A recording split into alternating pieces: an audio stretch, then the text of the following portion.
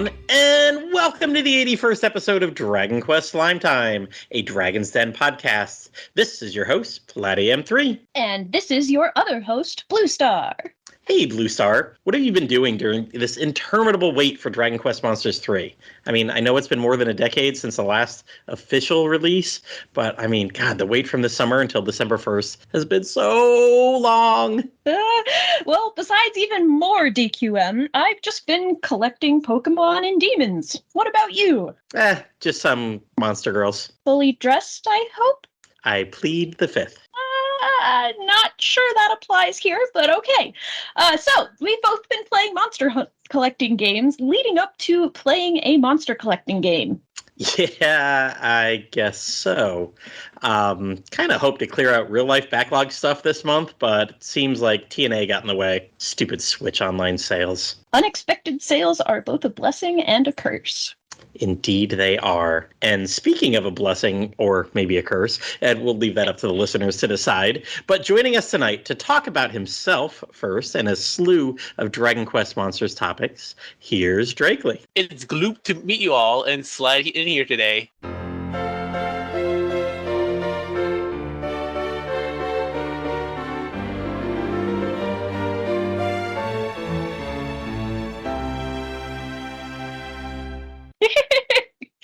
I hope you like the little slime pun. Always. Slime puns are always great. They never get old. All right, so we've got a couple questions for you, Drakely, to start. So the first one of those is, how did you get into Dragon Quest? So it's a funny story. I actually was about to talk about this before we recorded, but I actually am going to talk about now. My parents originally wanted me to be more active with other people. So when people started playing Pokemon and stuff, I kind of got a small addiction from it. But my parents were like immediate no and kind of like banned all Pokemon for the time being. So as a warmer up, I actually played Fossil Fighters Champions and Fossil Fighters in the original game as predecessors, and then it came into like, okay, we're gonna get you into something more dramatic. So here's Joker 1, and so I got into Dragon Quest Monsters Joker 1 as my first ever Dragon Quest game. And I honestly, after that game and Joker 2, I actually feel like I was giving up a lot for very little when it came to getting into Pokemon. So yeah. They wanted you to be more active with other people, and instead you became a Dragon Quest fan. Yeah. That backfired greatly. Like, I don't know. I feel like if everyone's playing Pokemon, isn't that like an excuse to go play with other people? Yes, but when it comes down to someone that has a bit of a challenge socializing with others, it actually shown more as a issue, because it will seem like I'll mostly just only talk about that rather than actually engage with other people. I mean, I guess that's fair. I am the type who, when I get sucked into a game, I will play it for like too many hours straight and not do anything else. So that's fair. Listeners, see our Dragon Quest Treasures episode from a year ago. I think when we recorded that first or the one after we'd been playing for like 5 days or something, you had like something like 50 hours into it. We're all like, oh yeah, we're like 5-10 hours into it. I had the review copy, so maybe I was 25 hours into it, and Bluestar had already passed me in 5 days.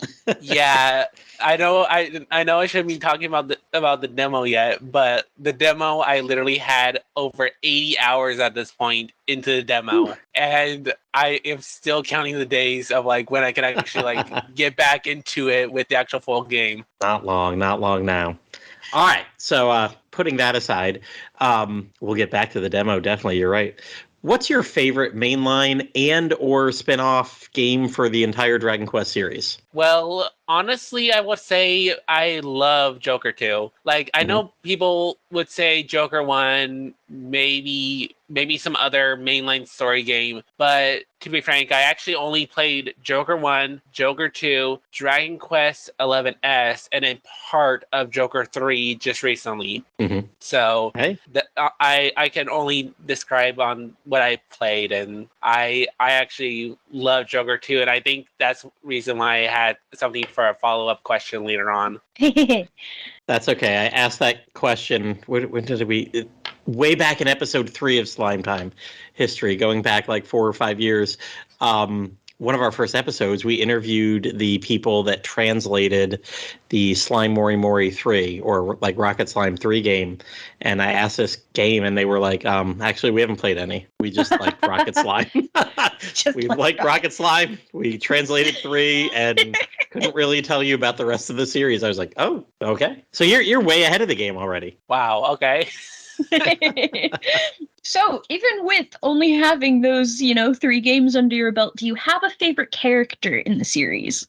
Okay, so I guess for the mainline series, I'll have to say Eric. Honestly, you cannot judge or I say I love the spiky blue hair boy. Spiky blue-haired boys are the best boys in Dragon Quest. Yeah, and not only that, he actually gives me a giggle when he tries to be all dramatic while not really like realizing what he's saying. But at the same time, if you were thinking more so of Dragon Quest monster-wise, I would have to say Mr. Don Mole himself, the little DJ in his little mole crib. So this might come out a little sooner, but do you know what Don Mole's first game was?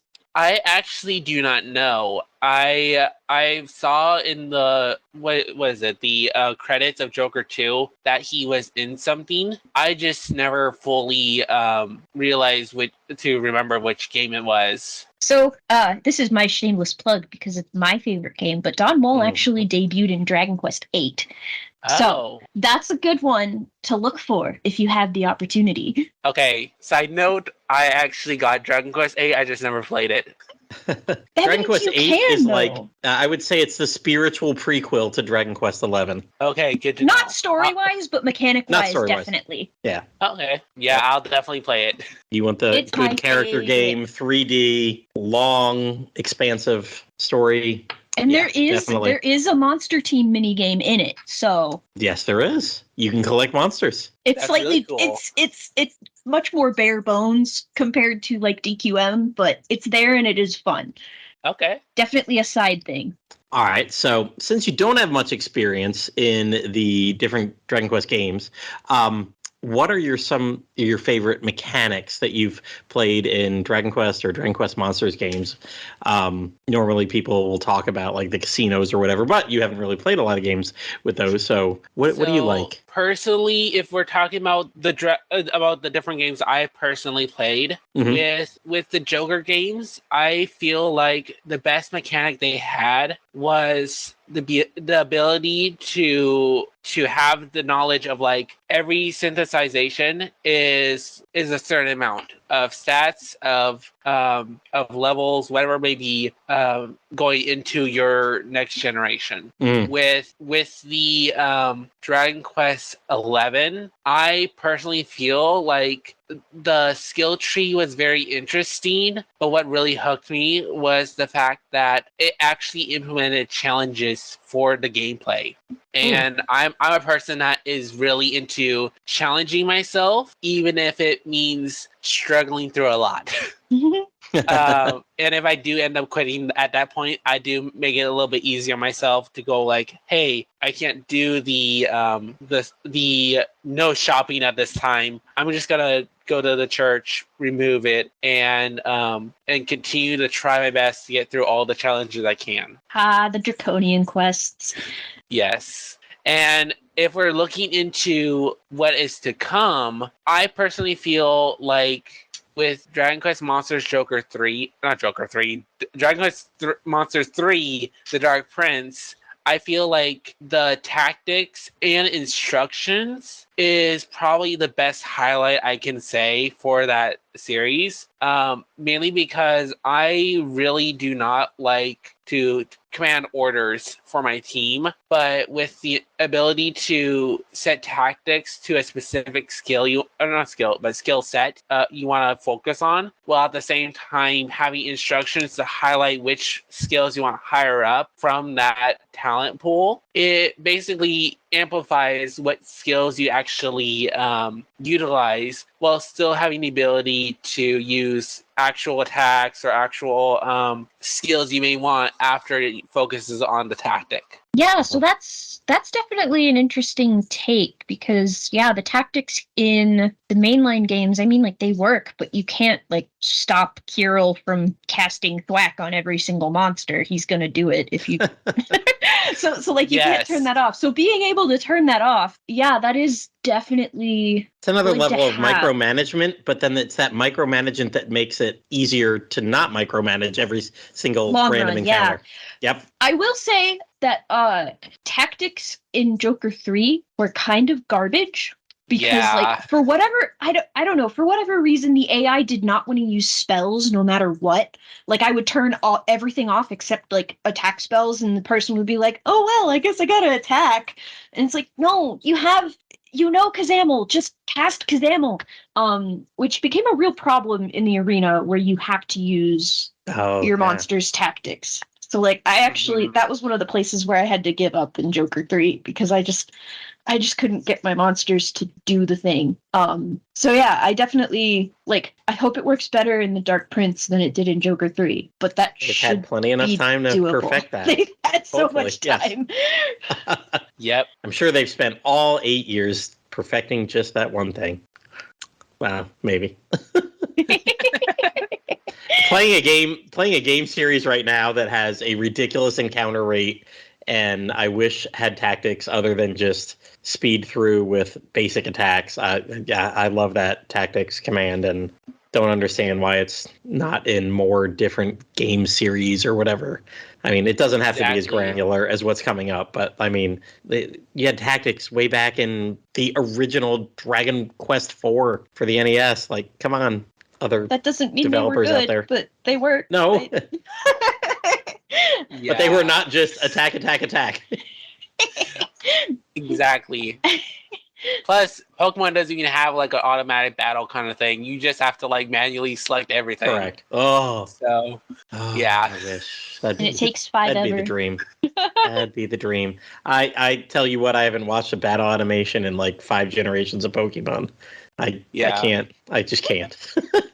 Like you don't like watch them, or you turn them off? Can you turn them off? I turn them off. You can turn them off in Pokemon. Yep. Huh. Yeah. It speeds everything up. That's a godsend in Pokemon, but it's not a highlight, I guess you can say. Bluestar, did you not look in the menu? Maybe, honestly, the last Pokemon game I played all the way through to the end was, I think, the original Moon. And that's a maybe. The last one I actually got really into was Alpha Sapphire. So it's been a minute. Yeah. And I can't really remember if those they may have had that, but I'm thinking more the last couple entries. That's about as far as my brain goes back, so. Yeah, no, that's all pre-COVID stuff. Is that even a real time anymore? I will say I did have to watch the battle animations in Let's Go Pikachu because that was my son's first game, and he did not let me turn them off. Bummer. Yeah. Well, let me we were in lockdown, whatever. We had time. Let me just say, even though we're having a good chat about Pokemon, we're here for Dragon Quest, right? Yes. You're right. So, the next question. Do you have a favorite job class in class-based DQ games? Which I guess you haven't exactly played one, with a mainline game that has a class system, but, you have, your magic users, your attackers, your healers, So I know for the mainline story, kind of from Dragon Quest 11, that there's literally the claw class, the spear class, just different weapon types classes, but then at the same time the skills they have are more focused towards either healing, AoE or just pure on damage against the enemy. And I'm kind of in a sense of like being more offensive in my damage approach, while at least having one character that will always know Zing or Kuzzing and Omni Heal. Like I love Omni Heal. That's my main focus whenever I play a Dragon Quest game, is like focus, if there's a character that can do it, I will get that character up first before anyone else that's offensive. If you ever get around to Dragon Quest V, you want to get that King Cure slime. Yeah. Okay, good to know. That's the toughest part about Dragon Quest V, is that there's no like dedicated healer character. Wow. Unless you catch one. Unless you catch one. All right. So any games, I know you haven't played much, but so you've obviously heard of a lot of Dragon Quest games. What of the games that you haven't played that you would like to? Well, I know for certain that if there was English patches I could easily like find for myself, I would really like to play the original monster games for the Dragon Quest Monster series. But at the same time, I wish I could play more into the main series, either any game from like 1 to 10. I'm telling you, 8's a good place to start. Yeah. But the one thing you should know is that I highly am not going to play Rocket Slime, the Builder games, or even Treasures. Like, I attempted to look into videos on them just before buying them, and I'm like, yeah, no, it's not going to seem like a thing for me. Hey, that's okay. Dragon Quest has so many different side options. There's something for everyone, and then there's things not for people, too. I am kind of sad hearing that about Builders, because I think Builders is one that is definitely, like, you look at it and it's a Minecraft type sandbox builder, but also it's so much more than that. So that's the one that I'm going to be sad about, that you say that, but like, obviously you do you. Yeah, no, like at some point it may be something I may try just because people are like not forcing me, I guess, but like kind of like influencing me to try it. And if I get into it, I'll get into it. Otherwise, it's probably not going to be the thing for me. I'll say Minecraft, that was the hardest for me to get into, because I bounced off Minecraft. I've never spent more than 10 minutes here or there with it. And even when the first game came out, I think I played the first Builders, like first chapter once or twice, and really never got farther. It wasn't until 2 came out that I was like, all right, get off your ass and do it. And I spent 11 nights, like 4 hours each night, put in like almost 50 hours in a week and a half, beat it, and then was like, okay, I'm glad I made myself do that. And when 2 came out, I was absolutely enthralled with 2. Yeah, so I am also totally not into Minecraft at all. Like, there have been friends that have tried to get me into it, and I'm just like, I'm just like in a place, and like I can do whatever the heck I want. That's like so overwhelming. Like, where do I even start?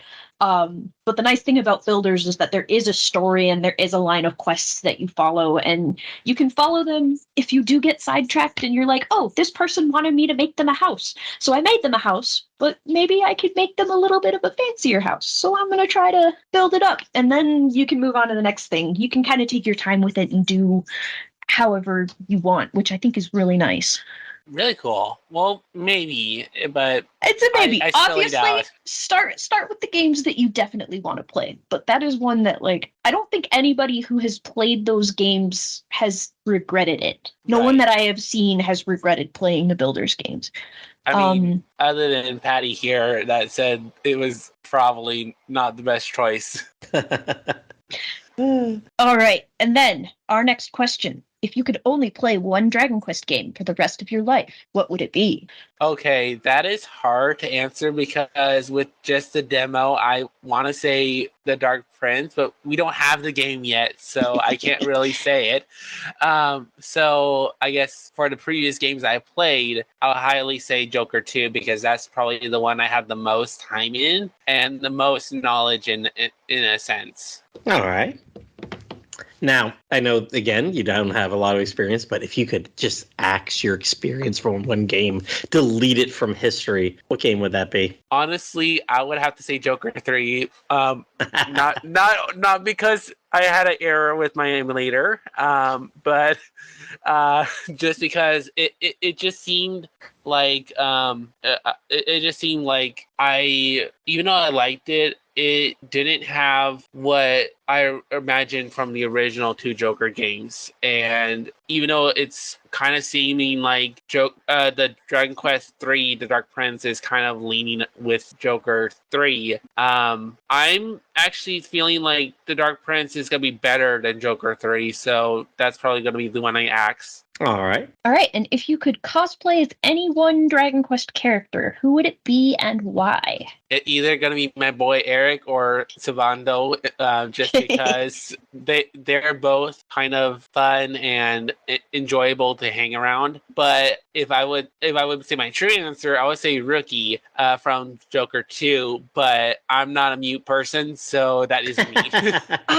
Okay. So you wrote that in the show notes, and I was like, "Who is Rookie?" And I'm like, "Oh, and I get it. It's the player character." Okay, I got it. We're on the same page now.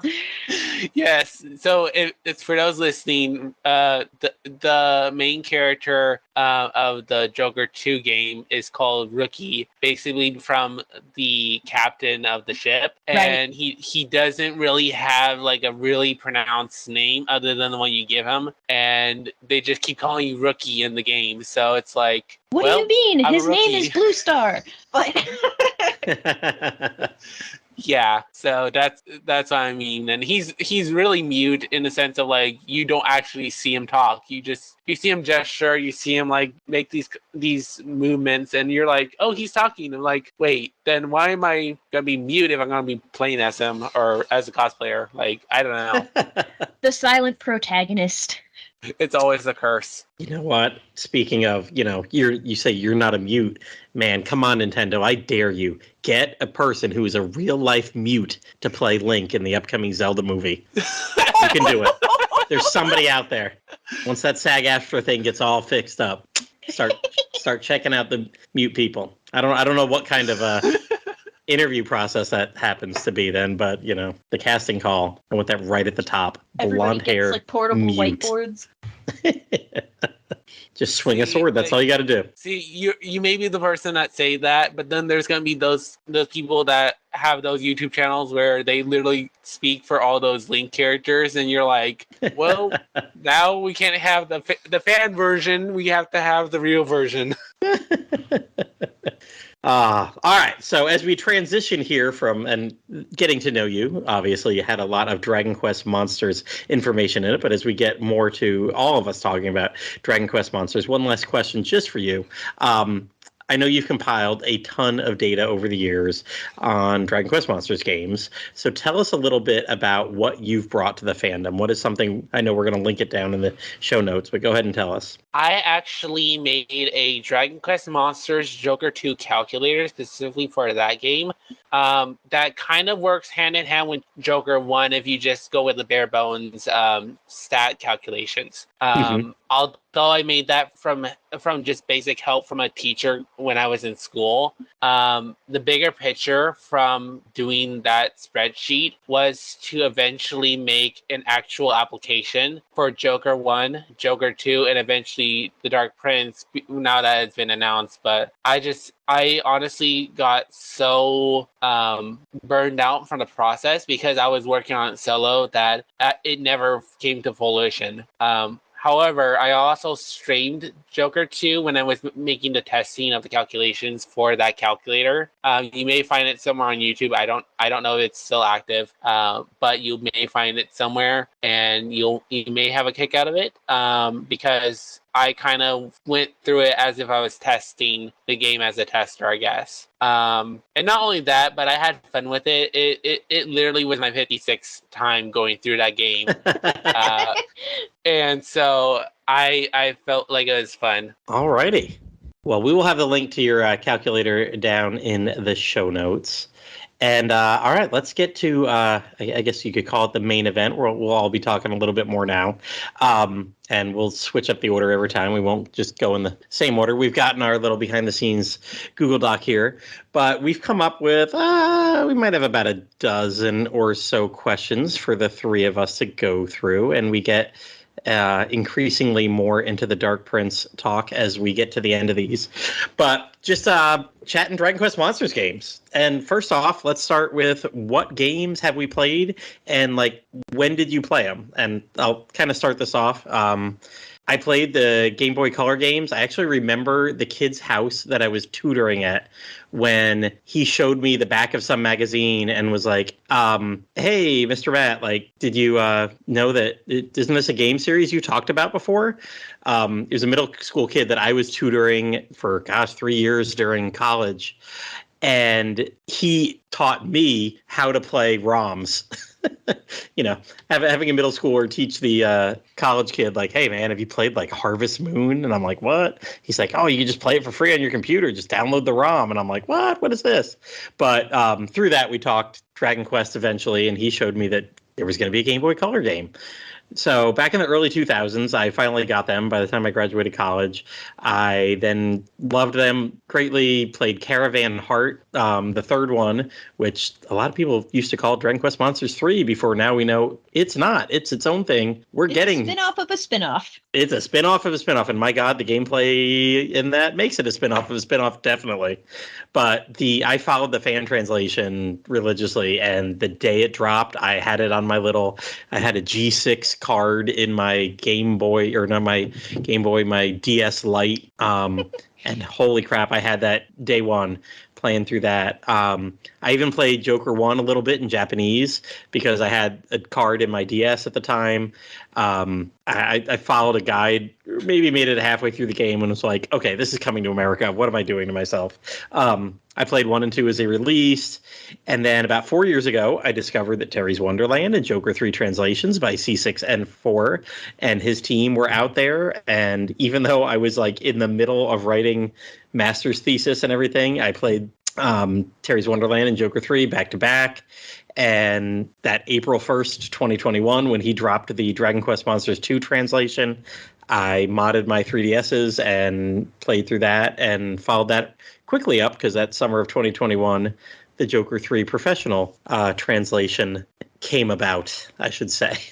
So I played them all, and mainly the second I realized I could. All right, so I guess I'll go next. I never had a Game Boy growing up. Pause for a second to make Platty feel old.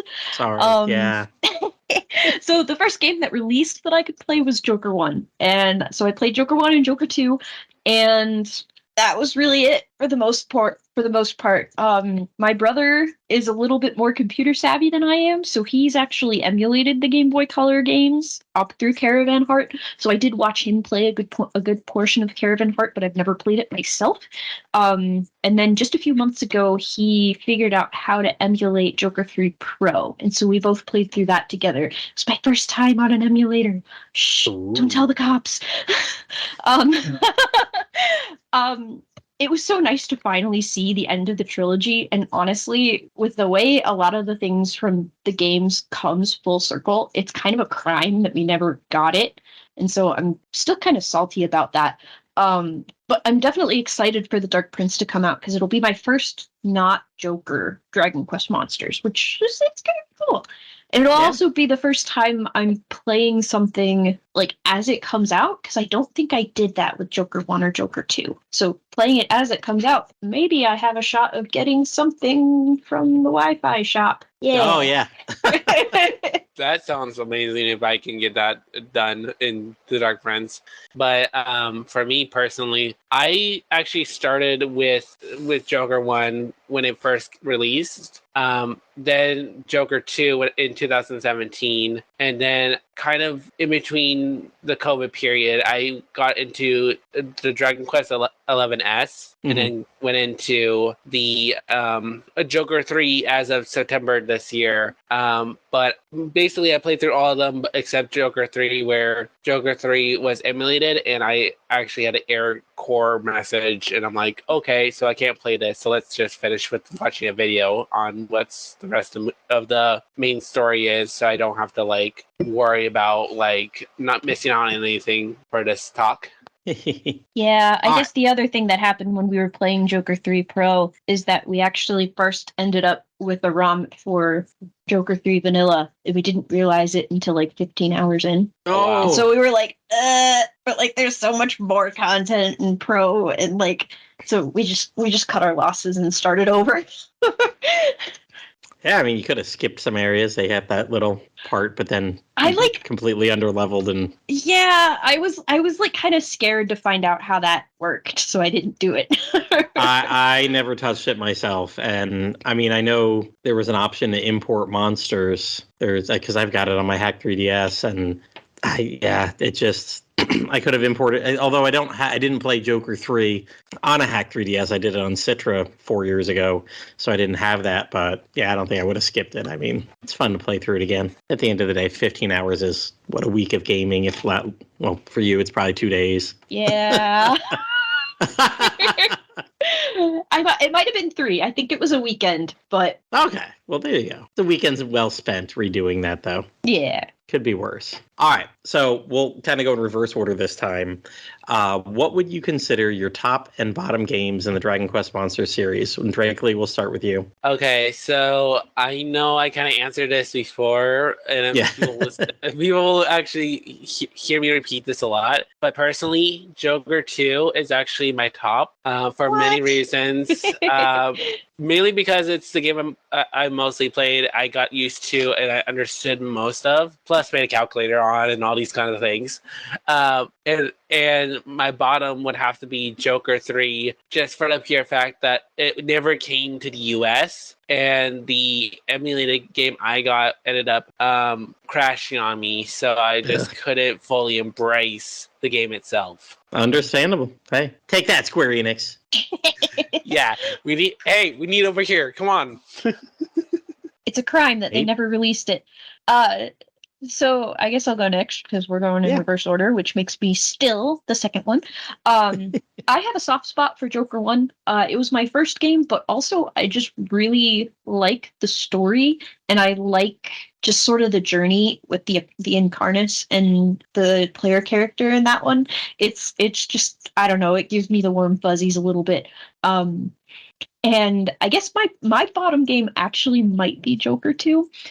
Mostly because I was very upsetty the last time I played it, because I was like, I'm going to go for it. I'm going to collect all the things and get all the monsters. And then it's like, you can't do that because it's Wi-Fi exclusives. And I'm like, this is dumb. And then I like played all the way through to the end of the bonus dungeon, but couldn't actually get further than that. And so it's like, if we can't get all of them, what's the point?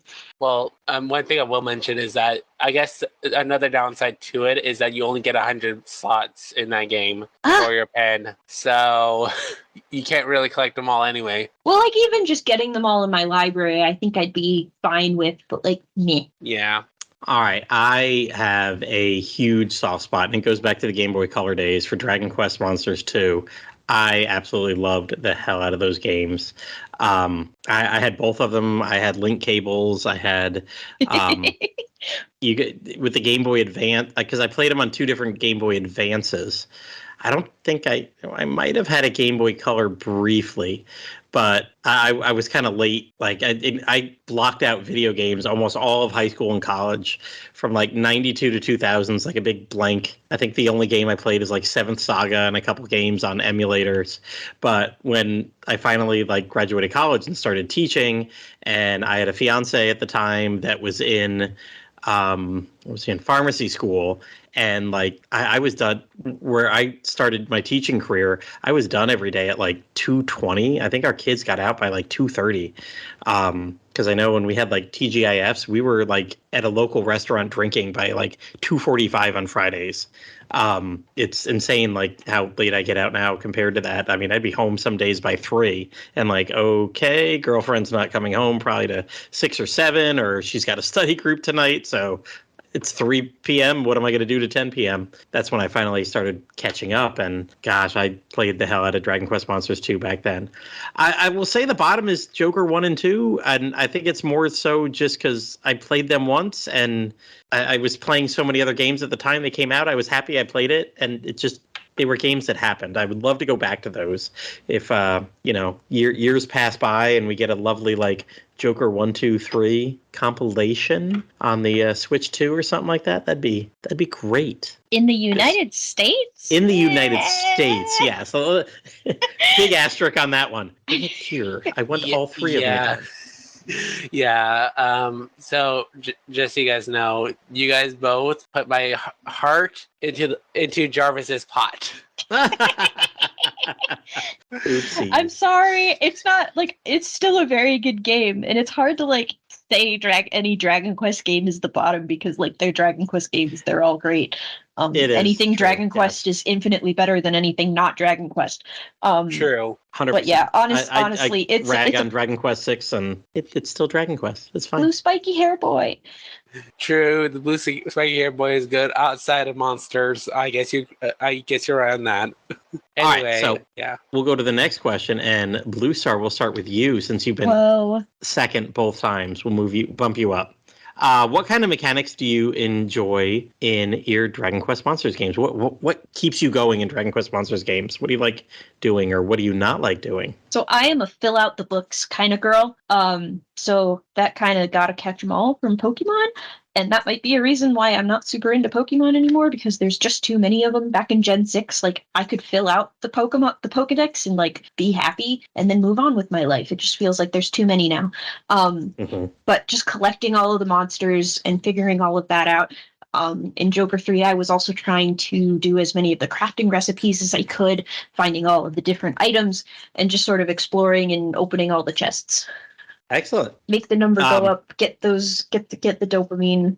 You know check off all the boxes. You say that about Pokemon, but this our last one, our Scarlet and Violet last year, is the first time in like 20 years that I ever caught them all, because with the what is it, Dexit, the newer games don't have them all in it. So there was exactly 400 in Scarlet and Violet, and I got my 400. I was super excited, but I have a son now that is of the age that he was excited to do that too. So it made it easy for one of us to have one and one of us to have the other. And do you want to know something? Something very important to know about that. So even though you were able to play different games and kind of like catch this cross game Pokemon, it's easier now for that reason, but harder because now everything connects to Pokemon Home, and now everyone wants to collect the full living national dex. So nobody wants to trade those exclusives away. And see, my son and I, we would trade and then trade back. I didn't need to have a living dex in my game because I think that we're going to talk later. And Pokemon, I enjoy it every couple years. I play it. I put in my 50, 60, 70 hours. And then I'm like, okay, Pokemon's done for another year and a half or 2 years. Yeah. And not only that, but because Scarlet and Violet have so unique mechanics, like even now there's people still shiny hunting and trying to get a full shiny dex for the Pokemon Scarlet and Violet games. Yeah, I think did you hear that, Berurian? Somebody's doing that, huh? Somebody's doing that. It's totally not King Slime's girlfriend. Nope, not at all. Hey, she's being a trooper about it. Hey, listen, we all have our video game goals and can't falter for having that one. So, Drakely, what do you really like about Dragon Quest Monsters games? What keeps you coming back to them? So, I'm probably going to have a similar thing to you in the sense of the synthesis. I'm going to assume that's something you're going to talk about as well. Yep. And I actually feel like the synthesis is just dopamine towards like, okay, you have chosen this monster, you have this monster, but now you have a monster that has like a different trait at this point with the new game coming out. Like you have a monster with a different trait, so you're gonna have to like collect them all, mix and match until you find the right monster pairing for the perfect monster. And what I actually don't like about the Dragon Quest Monster games is the online multiplayer. Like honestly, I see the interest in it, but as someone that wasn't allowed to like play online for the most part due to like no access to internet on the DS at the time, it was like it wasn't a thing that would be like highly interested in, and I don't see much interest in it as a player today. But it will be nice to play with others. Like that's the positive side of things. If that's what we're looking forward to in this next game. So and see, I dislike playing with others. I never want to play with others. Just give me my one person. Although I do need to, and what do we got? About 4 months, maybe 5 months here. I do want to play through Terry's Wonderland, the remake of the first Dragon Quest game again on my hacked 3DS, because come April, the servers are shutting down for 3DS games. Yeah. And I actually had a ball with the online multiplayer in Dragon Quest Monsters 2 and in Joker 3 Professional. But honestly, the reason I enjoyed it so much is there's like 200 Japanese players still playing it. So I could get on and play, and no matter how I did, I was in like the top 100, the top 200 every week. I think I got top 50 one week, and I'm like, look at me, I'm top 50. Like out of the 200 people that even care anymore. So I was getting all these good online rewards and coins in Joker 3 Professional that you could use to catch monsters and everything. And I was getting a lot of A-ranked stuff, I think, in Dragon Quest Monsters 2. It was wonderful just because there was nobody on there. But I do remember when Joker 1 and Joker 2 initially released, I'd play, and I gave up on the online stuff within a week or two. I was like, okay, I'm not even in the top 1,000 at this point, and that's not what I play for anyway. I'm like you. I will sit there and do the breeding stuff for hours.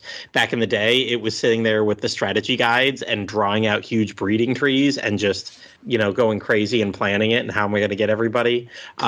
These days, now that it's more transparent, you can pick one guy, look at the other, and it's like, oh, well, here's the 4 people you can make from them. It's a lot easier, but I will go through and do that for hours. I'll play for like 5 hours of game, and then as my party feels a little weak, I will then spend the next 2 hours or one whole evening of gameplay just trying to figure out okay, where am I taking my party next? I want to get 4 new people, especially in the games now that have 4 active and 4 backup parties, or if it's 3 and 3, I'll usually breed half my team away. Things I disliked was in the older games, the eggs. I didn't want to wait for the eggs. I didn't want to you used to have to take your eggs in the Game Boy Color games to someone to look into them and tell you what they were going to be, or tell you if it was a male or female, and you could change that beforehand so you could plan your breeding out even farther. But no. I like it now. You synthesize, boom, you have your monster right away. Yeah, that's really nice. Yeah, modern conveniences. I like modern conveniences.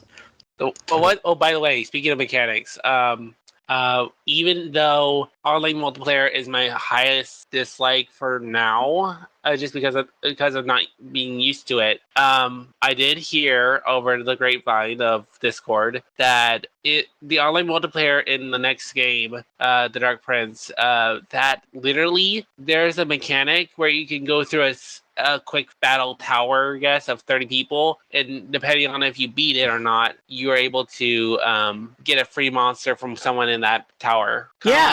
Online training, but it's different. Yeah, I know in Joker 3, one of my favorite things to do, and I can't believe there were even people online to do this with, but you could search in Canvas and battle people, and then you could, what could you do? You could save their party and battle against them, and one time you could recruit one member of the party against them. So there was some guy just sitting in Japan, and I feel like he was online every time I was online.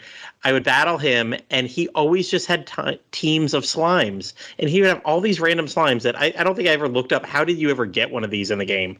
He had a lemon slime. He had a lime slime. He had the cherry slime. He had the berry slime. And it was hilarious. And they'd all be level 1.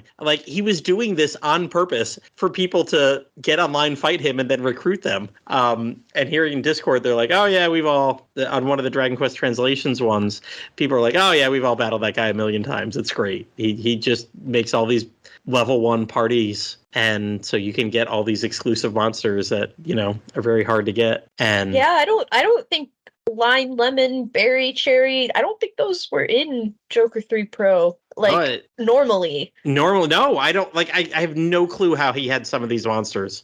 But just being able to battle them, and, like, his party was saved somewhere in the online part, and I could just go in, and then I could, like, delete his party and then canvas and find him again and recruit another one, so... My kids to this day, 2.5 years later, talk about the lemon slime and the lime slime and the berry slime. And when we make perler beads, they love making them in all the different colors because they're like, oh, that's the lime slime. And yeah, they don't appear anywhere in the game that I know of. There's no recipe for them either because So I don't know if they were like Wi-Fi exclusives that were given out only online back in the day, who knows? Yeah, even if they were, they weren't like in the monster book either. But then again, there were a lot of Wi-Fi exclusive things that weren't in the book, and they would just show up, and once you got them, it's like some of the Pokemon games. Like you could get some. They started right at the beginning, having monsters for Scarlet and Violet that you just appear in Terra Raid battles, I think it was, but they weren't part of the Pokédex. They weren't part of the 400. Now I'm assuming with the DLC, there's national decks and whatever out now, but they were just unnumbered ones. All right, so mechanics, here we go. I'll start this next one. So what are some of the favorite monsters in the series? Just by aesthetics, what do you like to look at? We'll get to usefulness later, but like, what do you like to look at? And for me, it's all these slimes. I just love the slimes. Obviously, the jewel slimes. I love the gem, the emperor, the obviously the platinum king jewel slime. What? I know. Never would have I know. guessed. Surprise, surprise. But I think one of my favorite moments ever was in Joker 3 with the recoloring. I got to recolor an Emperor slime purple and have a purple Emperor gem kind of slime. And I was like, oh, it's beautiful. So beautiful. And I was mad that it wouldn't let me recolor the Platinum King slime. It actually will tell you, sorry, that is a special monster that you cannot change the color. Yeah, they say that metal-bodied monsters don't like being recolored, so you can't. Something like that. Yeah, there's an excuse somewhere. Metal can't be dyed. I don't know. So, Bluestar, what do you like to look at? What monsters are pretty for you? I read this question and I immediately forgot every monster ever.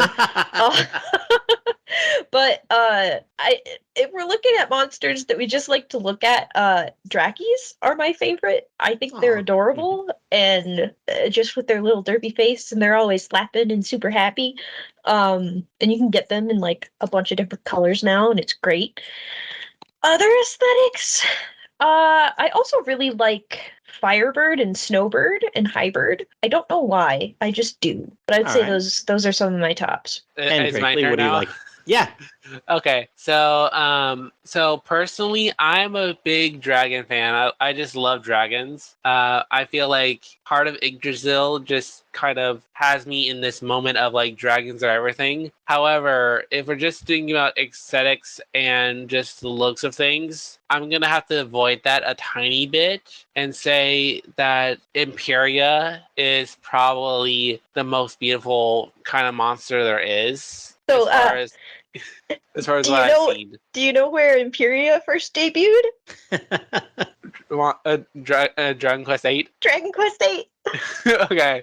So you should play Dragon Quest 8. Imperia is also awesome in Dragon Quest 8 because her voice actor, I don't know, something about the tone of her voice just makes me feel really calm and really at peace. And like, I don't know what it is, but I just feel like super relaxed whenever she's talking. She's talking about the end of the world and stuff, and it's like, okay, I trust you. The world can end. It'll be fine.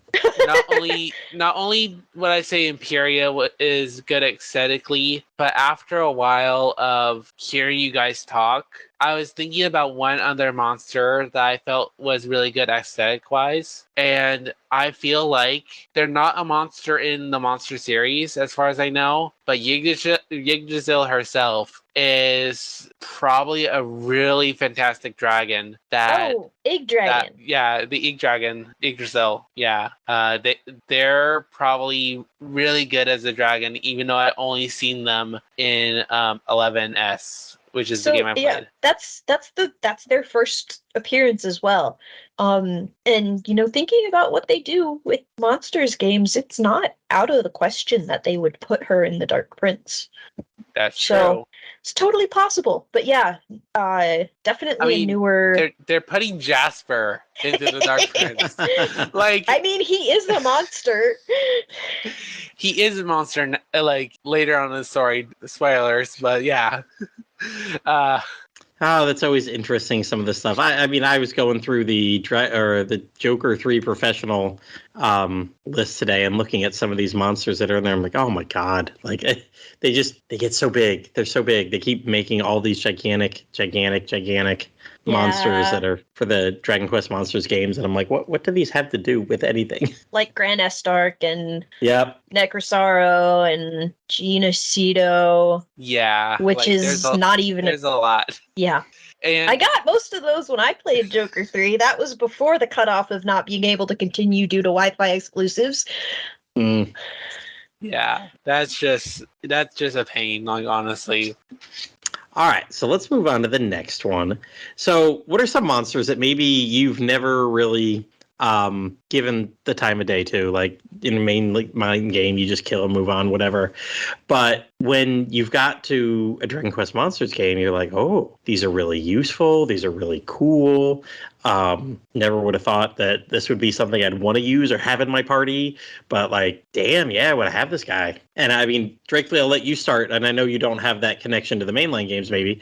But like, just playing the games through the Dragon Quest Monsters game, what monsters have really endeared themselves to you through your playthroughs? So I keep going back to Joker 2 because that's the one I'm heavily involved in.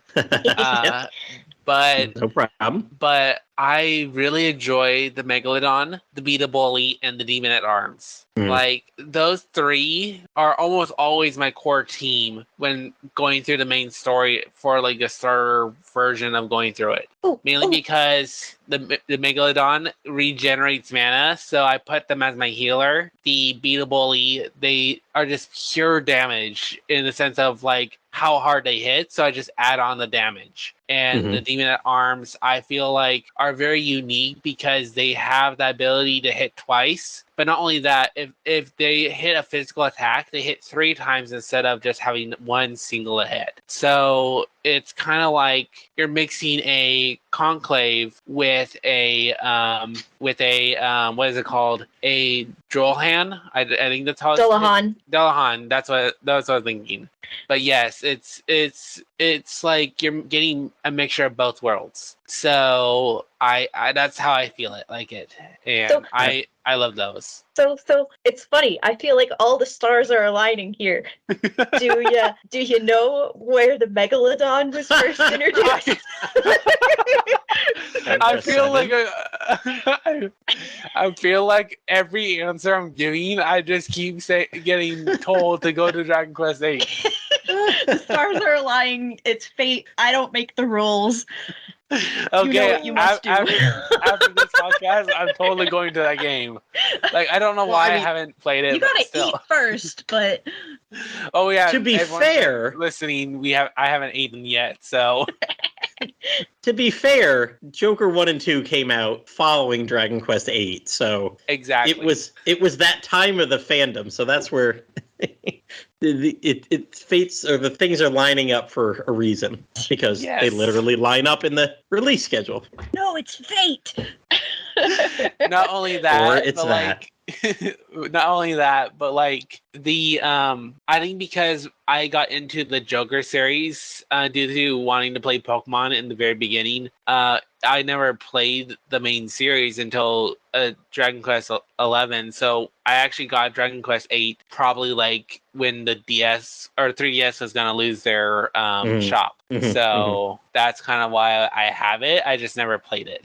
That's all right. You got time. All right, Bluestar, what monsters have endeared themselves to you through your playthroughs? So my team in Joker 1 usually always ended up being a King Bubble Slime, a Great Dragon, and then something else. I think it was a Demon at Arms the first time, but something happened and my dad made me release that monster. So that's basically, I was playing the game and there was a kid from across the street who was over and I'm like, I got this new monster. You want to name it? And he named it Butthole. And my dad found out and he's like, you need to delete that monster. And I'm like, I can just fuse it into something else, Dad. I don't have to get it. I don't have to give it away. And he's like, get rid of it. And I'm like, no. So yeah, that's great. That's not where I thought that story was going. I was thinking conservative parents didn't want no demons in your party. No, he just didn't want it to be Butthole. Which I'm surprised didn't get caught by the filter. It might have been, I don't know. It might have been spelled with one T or something, but yeah, so definitely Great Dragon and King Cure Slime. I know those were like generic fusions, but like that's just I was a dumb kid when I played Joker 1 for the first time, so I didn't know what I was doing. I was just like, yeah. And actually when I first started playing Joker 1, coming from Pokemon, I was kind of sad that like the team that I had was going away every time I fused. So I like rewired myself to feel that like, okay, so I have the same team. I just keep fusing other things to them to make them look different. And so I start with a dragon at the beginning of the game and he goes through all of the things and is big scary dragon at the end. In my most recent playthrough of Joker 3, my main guy was actually Excalibur, and he was really useful just because he had a really high attack stat, really high agility, had some good traits on him. His skill set was really good, and yeah. Nice. Originally, back when the Game Boy Color games were on there, I went through the lengthy process of getting myself a King Metal Slime the very first time I played. And that has become my tradition. Like, I always want to bring a King Metal Slime into the final boss. And now with all the post games, like, of course, he just gets bred even higher and higher. But I think I cannot recall a game that I did not have a King Metal Slime in my party for beating the game. I don't think Caravan Heart, I probably got that far into there because that game was just stumbling your way through with whatever you had. But the Hornbeat was one that I loved when I was I say when I was a kid. I was still in my 20s when I played the original games. It's okay. I'm in my 20s now and I'm a kid. Yes. When I was a kid with my first game, but I was able to name him Horny, and my dad didn't make me delete him. So, there's that. Because the Game Boy Color games oddly had 5-letter names. Like, I don't know how that happened, but you could have 5-letter names. That was the limit. Not 4, not 8, but, the 5. non-multiple of 2, 5. So even in the new game, I finally got one in Dragon Quest Monsters 2 a couple years ago. I worked my way up, and now he's a 2-slot monster, and he's like a beast. That was great. And then also in the new game, I have come to appreciate the Metal Kaiser. I thought he always looked like a cheap imitation of Grandpa Slime. I love Grandpa Slime, Grand Slime. But I have a new appreciation for Metal Kaiser. Him and Hornbeat took me pretty much all the way through Dragon Quest Monsters 2, from final boss to whole post-game bosses and everything. And when my son was having a hard time later on when he played that game a couple years ago, I traded. He asked, he's like, could you just trade me? Because I was done and I'd set the game aside. He's like, could you just trade me like 1 or 2? And I know he took my Metal Kaiser and Hornbeat, and he did not pair them together. He kept one in the background, but because he always had his favorites that he liked too. But the Were-Tiger line in my Joker 3 playthrough, I absolutely loved the Were-Tiger. I don't know, I've seen Were-Tigers for 25 years, but just recently that has become really fun. And like what you're talking about, Bluestar, I loved always breeding him into different colors. He was orange for a while, and then blue and white and red. And I did that with Mandrakes in Joker 3. Pendy was my Mandrake for a while.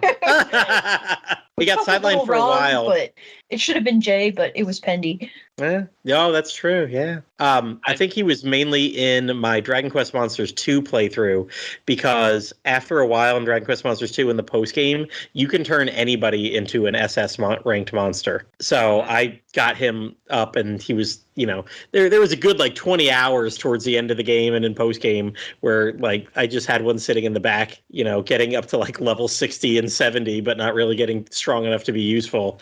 And then I unlocked the ability to make things higher tiers. I'm like, oh, he's back. I can do it. So yeah, that was fun. One thing I will say is that you guys both have like funny stories about naming your monsters, and I actually named my beetle bully after an actual bully, and and let's just say it was. Were you secretly happy when he died? No, I just named it Beat that bully's name, and so whenever I'm like, hey, at least I'm not the one being wrecked. I don't have to take the hits. I'm just standing back there. He's taking the hits for me. Yep. It's Pokemon. We're cockfighting.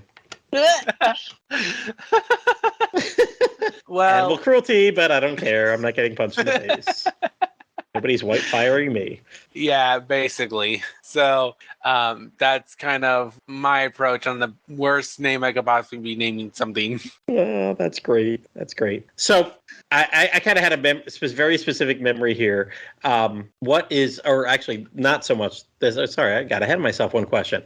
What was your favorite moment that you've had story-wise in a Dragon Quest Monsters game? And Drakely, you've got one in the sheet, so I'll let you go with that. So I actually thought, after having a issue with the emulator version of Joker 3, I watched the rest of the series of that gameplay through an actual YouTuber, and after reaching to the point where you realize that Joker 1 and 2 are not that far off from relating to the game, actually it merges them into Joker 3, and I'm like, this actually makes the most sense, and I don't know why it just never released for everyone to like the other two games. And I felt like that was a really big moment, and I'm like, why?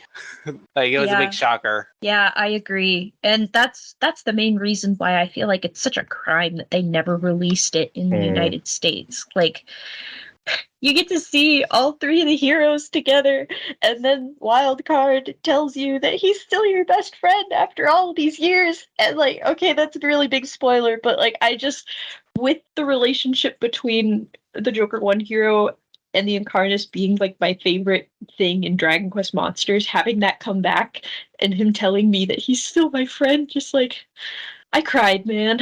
Yeah, and not only that, but like, I feel like because it's only a Japanese exclusive game, like, I don't see it as a big deal of a spoiler, but I know there's some people out there that kind of like, dude, spoiled. Oh, wow. We will. I'm sorry, the spoiler is that that the Incarnus is still your best friend after all of this time. It's wholesome. Never given up. You guys like the end of Joker 3. I like the beginning. I thought that was so cool how that started, and you're just living an idyllic life. And then, I don't know, I got Star Trek holodeck feels, which, like, one of my favorite things in Star Trek is the holodeck. Like, oh, I wish I could make an imaginary world to live in. And Joker 3, it definitely was like a really and took a hard turn. Good, quick opening. Yes. The one complaint that I have about it is not the opening itself, but how it's never really explained in the rest of the game. Like, the whole thing with Paradise, like, they never tell you how you got there in the first place. Which, like, I mean, I guess it's not super relevant to the plot, but, like, I kind of want to know, man. They kind of do, in the sense of the Dark Master kind of saying something about putting you back in prison or back in paradise. So, but, like, I don't know. I feel like a scene or a flashback where you were there and just trying to get there, or I guess the other spoiler is that you're a clone of a guy, so like there were several others of you beforehand, and like, did you just start there? Did this version of you do things before that? I don't know. I want more. Yeah. No, there's a lot that could be expanded on with a remake in the 3-pack that would come out for the Switch 2 in the United States. Just Don't saying. get me too excited. We need Joker 3 Pro. We also It'd be still perfect for the Switch 2. Joker 3 Pro 2 on the Switch 2. What we need is the Joker Pro trilogy. Yes. Let's get a Pro version of 1 out there, and let's for once have a complete English Pro 2. Yeah. And Pro 3. And yes. Oh, that's true. And that, I mean, well, you're at it. So definitely. All right. So those were our favorite moments story-wise. What are some favorite moments that you had in playing the game? Like for me, it was that moment that I got all 312 monsters in the original Dragon Warrior Monster 2 games. I actually caught them all. Like something I'll never do again, probably, with all the Wi-Fi exclusives and this and that. And I mean, you talk about Pokemon going crazy. What do we have? 800 by the time we got to Dragon Quest Monster 2 or Joker 3 or whatever. Joker 3 had close to 800, and I guess I was complaining about the fact that there are so many Pokemon. I guess that's not really the issue. I don't know what the issue is. I just haven't been able to get into more recent Pokemon generations. Oh, yeah, that's fine. That's completely fine. But no, 312 was a number that was doable, and it was only doable because back then you could link cable breed, and if you bred across the link cable with another person, each of you got an egg. So I could just keep breeding and never really lose monsters, because then you could trade too. So I would trade basically something really good to my secondary game, breed them together, get 2 eggs, and I'd have 2 monsters. So like when I was doing those high level synthesis, one would always be, what I was really trying for, but I would then end up with an egg of a second, S ranked, or I think it was what rank were they back there? They were the high ranked monsters, because they weren't ranks back then at that point. But I'd get a lot of useful breeding material out of that, and just being able to sit and do that forever. That'll be my biggest Dragon Quest Monster accomplishment, because I know I'll never get into the 5, 6, 700s of that. Yeah, so it's kind of yet to come for me, because I keep getting blocked by stupid Wi-Fi shops and not being able to finish the library. I think I got to probably almost 700 in Joker 3 Pro, but I just ran out of things to do, and also that was where it got the end game, post game stuff in Joker 3 is really mean. And my tactics were not working, so I couldn't beat the stupid extra fight, and I just was tired of throwing my team of very good monsters at things and getting wiped in one turn. It was very frustrating. However, the one thing that did happen is that I was fighting Gran Estark in Joker 3 Pro, and my team died, and my substitutes were all level 1 because I had just synthesized them. They won. They defeated Gran Estark. I don't know how, but they did. And it was great. My kids will not let me live it down that, and this is another reason I want to get on Terry's Wonderland before the 3DS shop or the 3DS Wi-Fi shuts down. But I did almost everything when I played through Terry's Wonderland, and Terry's Wonderland was pretty much both my kids' introduction to these games, because I played on the computer, and 4.5 years ago when I played it, our computer was in the middle of the living room. That's where the computer was. We've since moved it into the bedroom the past 2 years. But they sat and watched me most of the time, and it was on the big monitor. So they were watching me on 22 inches playing Terry's Wonderland. And Estark is the only thing I couldn't beat. I beat all the optional bosses and whatever, but I could not beat Estark. And I think one of the big reasons why is I didn't have anybody with sleep. Yeah, that'll do it. That'll do it. And I was like, you know what? I could do this, but I'm sick and tired. I knew I had Joker 3 waiting for me at the time, because that's when I discovered that, I can actually emulate on my computer and play 3DS games. And oh my God, both of these are out there. It was like, oh my God, I'm doing all this post-game stuff, but really I just want to play Joker 3. Yeah, I might go back and try to get Terry's Wonderland and DQM2 running the 3DS versions, but I kind of need to get my brother on board for that, because every time I try to get something together, I end up giving myself an internet virus. The big one was that anytime I tried to Google anything, it would automatically redirect me to Bing.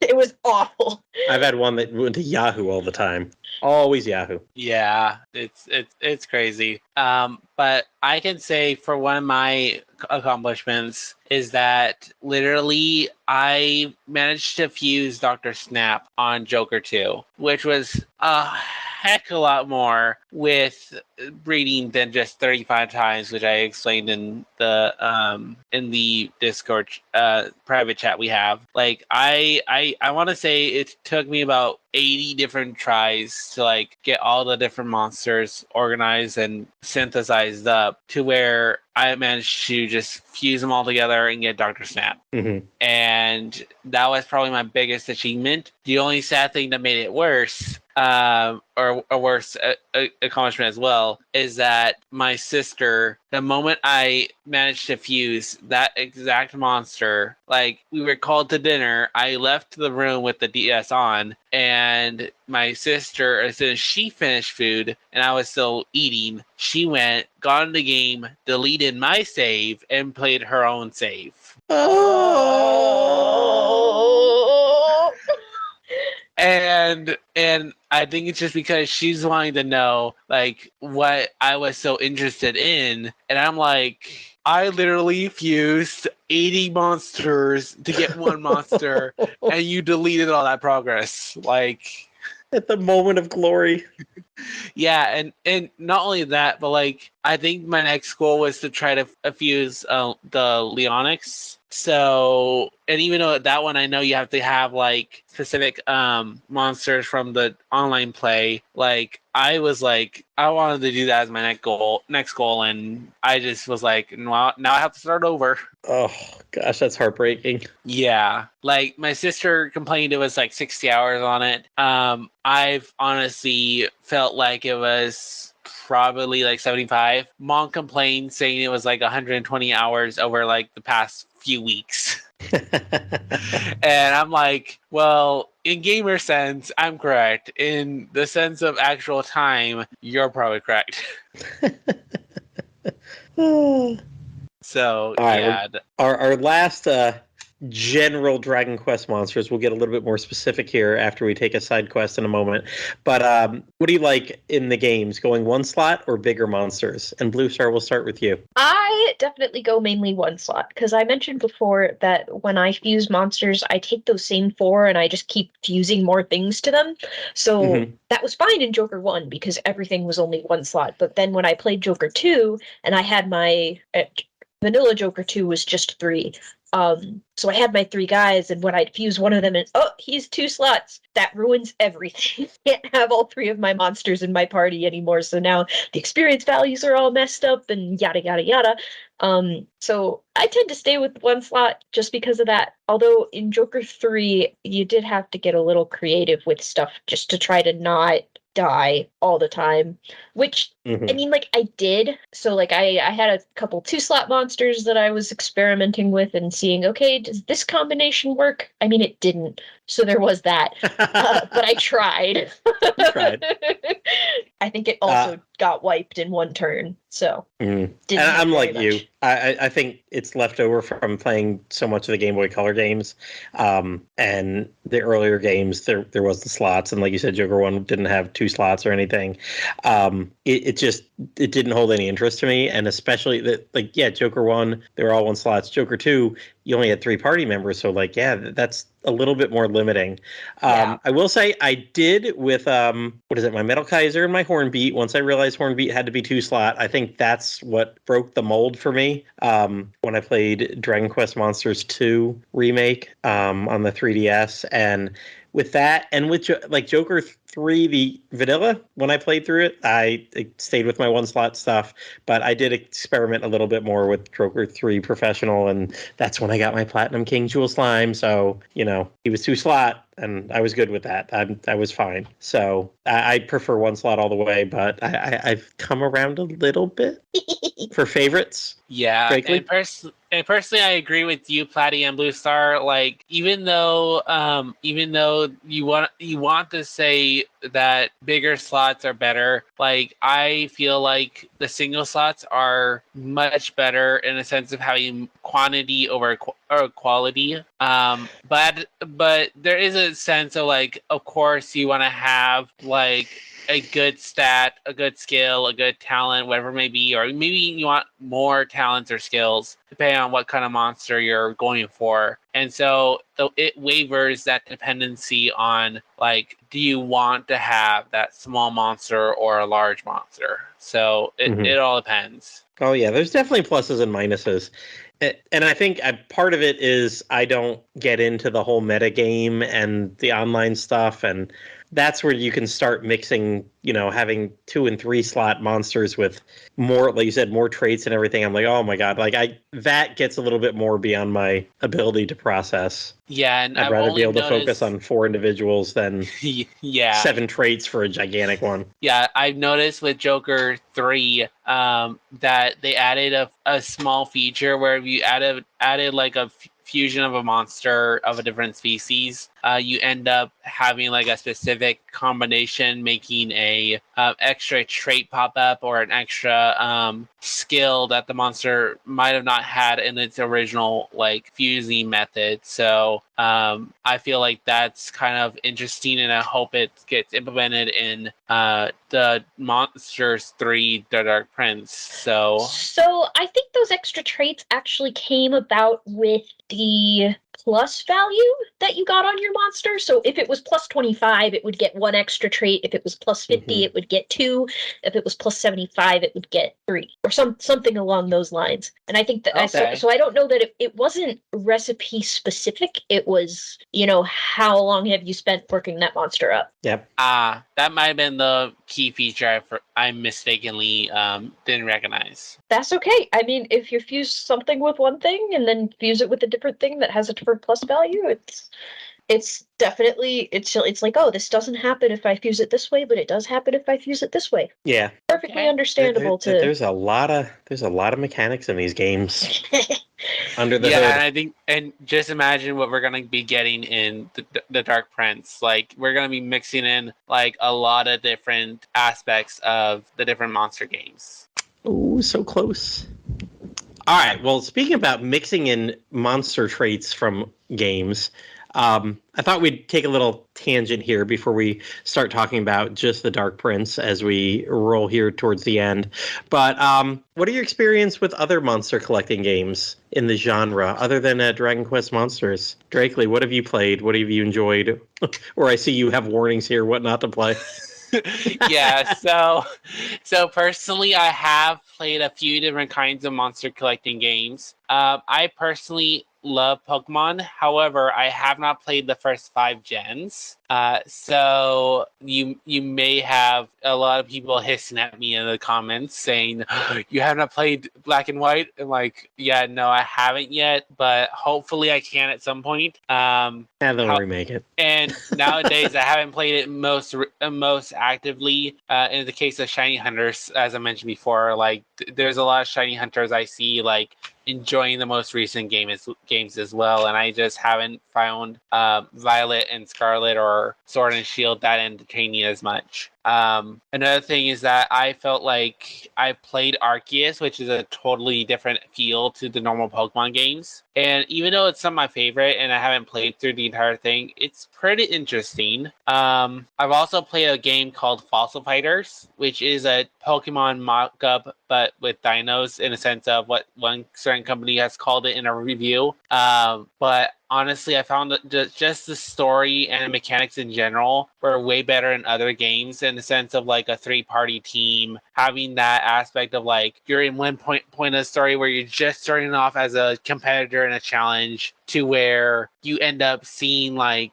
either dinosaurs being aliens to like dinosaurs being risen as bones instead of actual like dinosaurs. And I feel like Fossil Fighters is also really good choice if you want to play a different monster collecting game. Just personally, never play Fossil Fighters Frontier. Like, if you're going to choose that game, just don't. It's basically, personally, the worst of worst for the games that it tried to follow on the Fossil Fighters franchise. Like literally, I guess in Fossil Fighters Champions, they make a comment about like a racing game in the future that relates to dinosaurs. And that's kind of what they went for with Frontiers. But the mechanics of how they use the battle system, how they do all these different things, and how the dinosaurs looked, like that's exactly not how the original game focused on. And it lost all that childhood memories as you will get from the first two games. And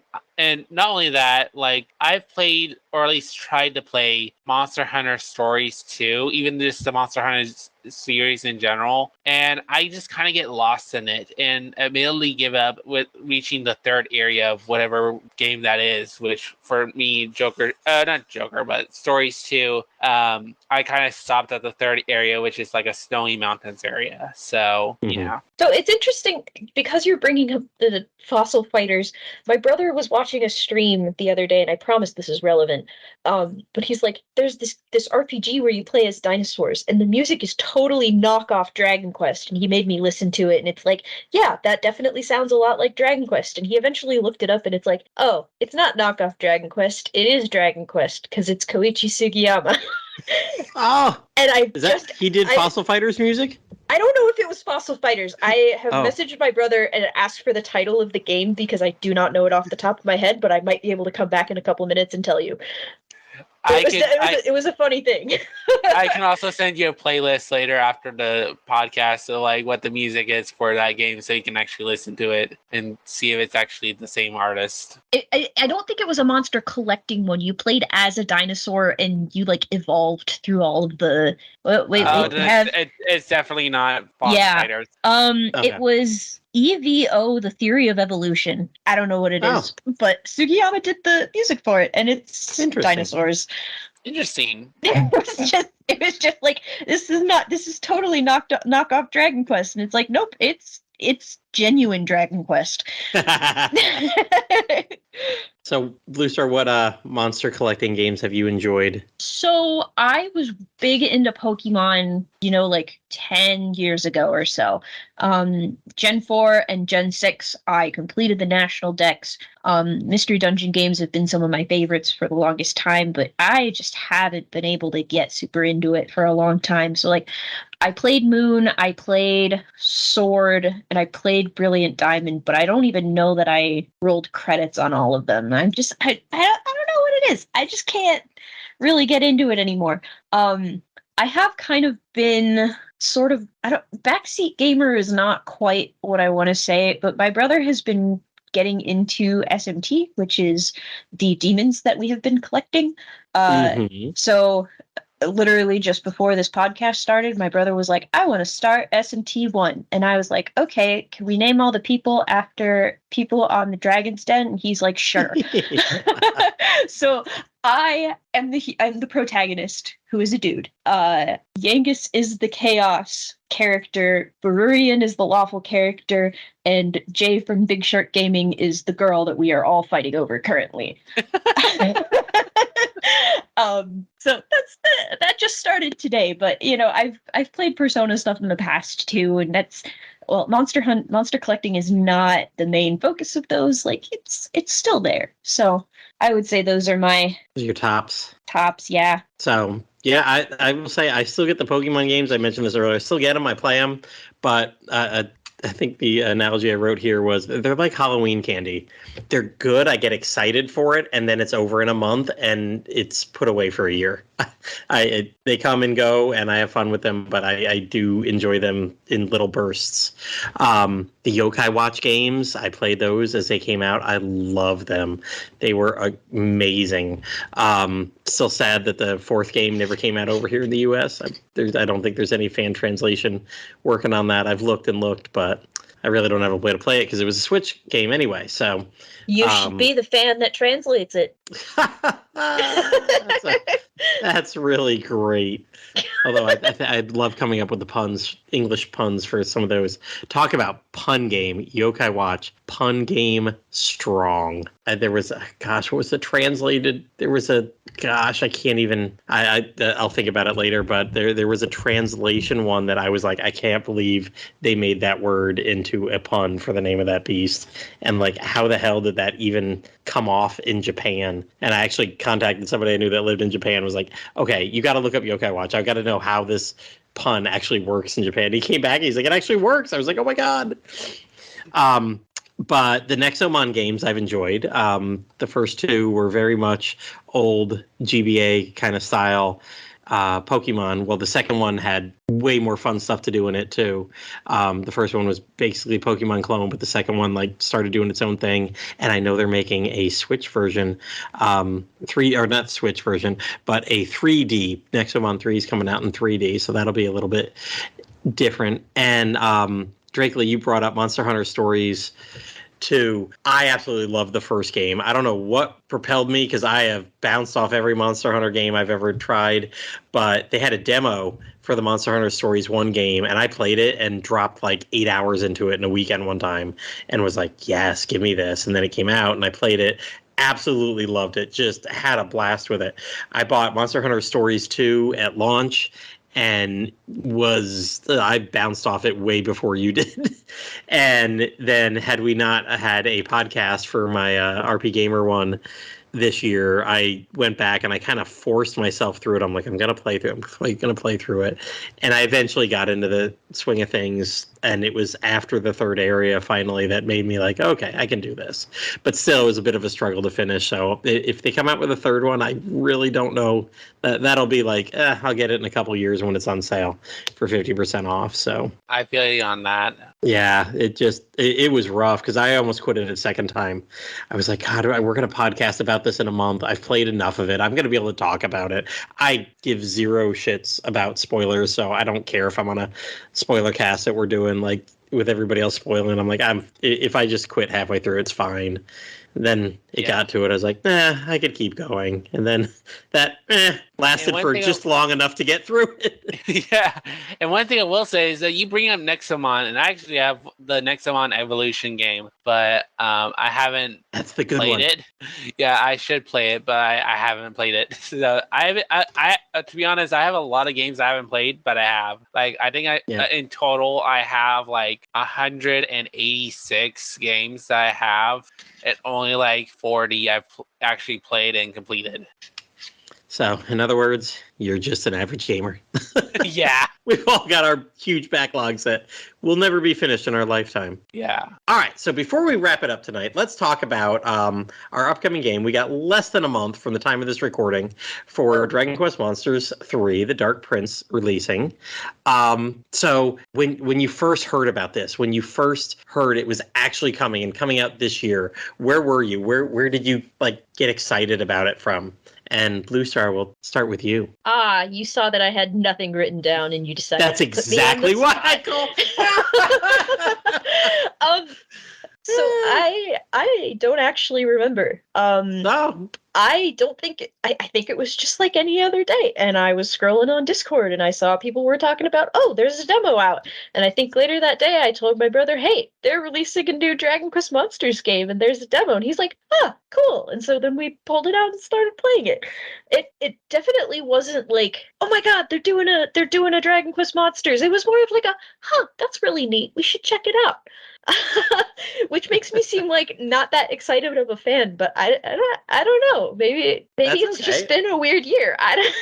Isn't that near the same day I kind of joined the Discord and ended up wanting to stream the game with you guys? Yeah, you joined like maybe 2 days after that announcement. Yeah, so I'm actually surprised that's when you started with knowing about the game. You must have known about it earlier because the demo's way after the announcement. Yeah, no, like the demo came out like one announcement later, And then, as far as I know, like the actual announcement of the game being released later on this year was like one Nintendo Direct before that. I have no memory of this. Obviously, and that's okay. I mean, whenever people were talking about, hey, this is going to release, like, I know, because didn't the demo kind of shadow drop right after a Japanese Nintendo Direct? Uh-huh. That was the September Direct, right? That's when it Yes. shadow dropped after the September Direct. But it was in the June Direct that they actually announced it and gave the December 1st date, I believe. Ah, okay. And that's when we first saw video footage of it. Oh, okay. I don't know if we got the December one. Okay, I now am remembering them as two separate events. I do remember being like, they're releasing a new Dragon Quest Monsters, and I woke my brother up and was like, they announced a new Dragon Quest Monsters, and he was like, what? Because he was still asleep. But so yes, they were two separate events, and now I have separated those in my brain. So thank you for jogging my memory. But right. I mean, it's still it's not been a very interesting year for me. So like, I was not anywhere special. I was just at home vibing. So Drakely, what about you? So I put kind of this comment down as like a starter, but I'm actually going to start differently. I actually just kind of like was still looking for a job and was looking for stuff because I just got kind of like released from my previous job, and I was looking for a job, and all of a sudden my friend was like telling me, hey, I need someone to watch the Nintendo Direct for me because I can't watch it. I'm going to my own work, and you're the only one that I know that is not working right now.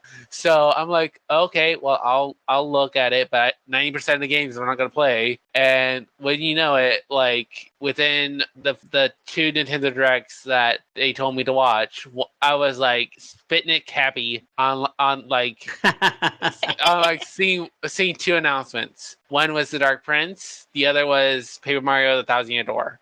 And I feel like it was the Widris Discord server or whatever the Discord server we're in chatting about the Dragon Quest games. It literally was like them who got me in the know of the demos actually out, because I just watched the American release of the Nintendo Directs, waiting for that announcement of the English translated version of Dragon Quest Monsters. And I think that's kind of where I got the two announcements, like very happy for those two games. So yeah. And I know I recorded a whole podcast on when I heard it, but I was on vacation. It was probably about a week after I visited Bluestar this summer.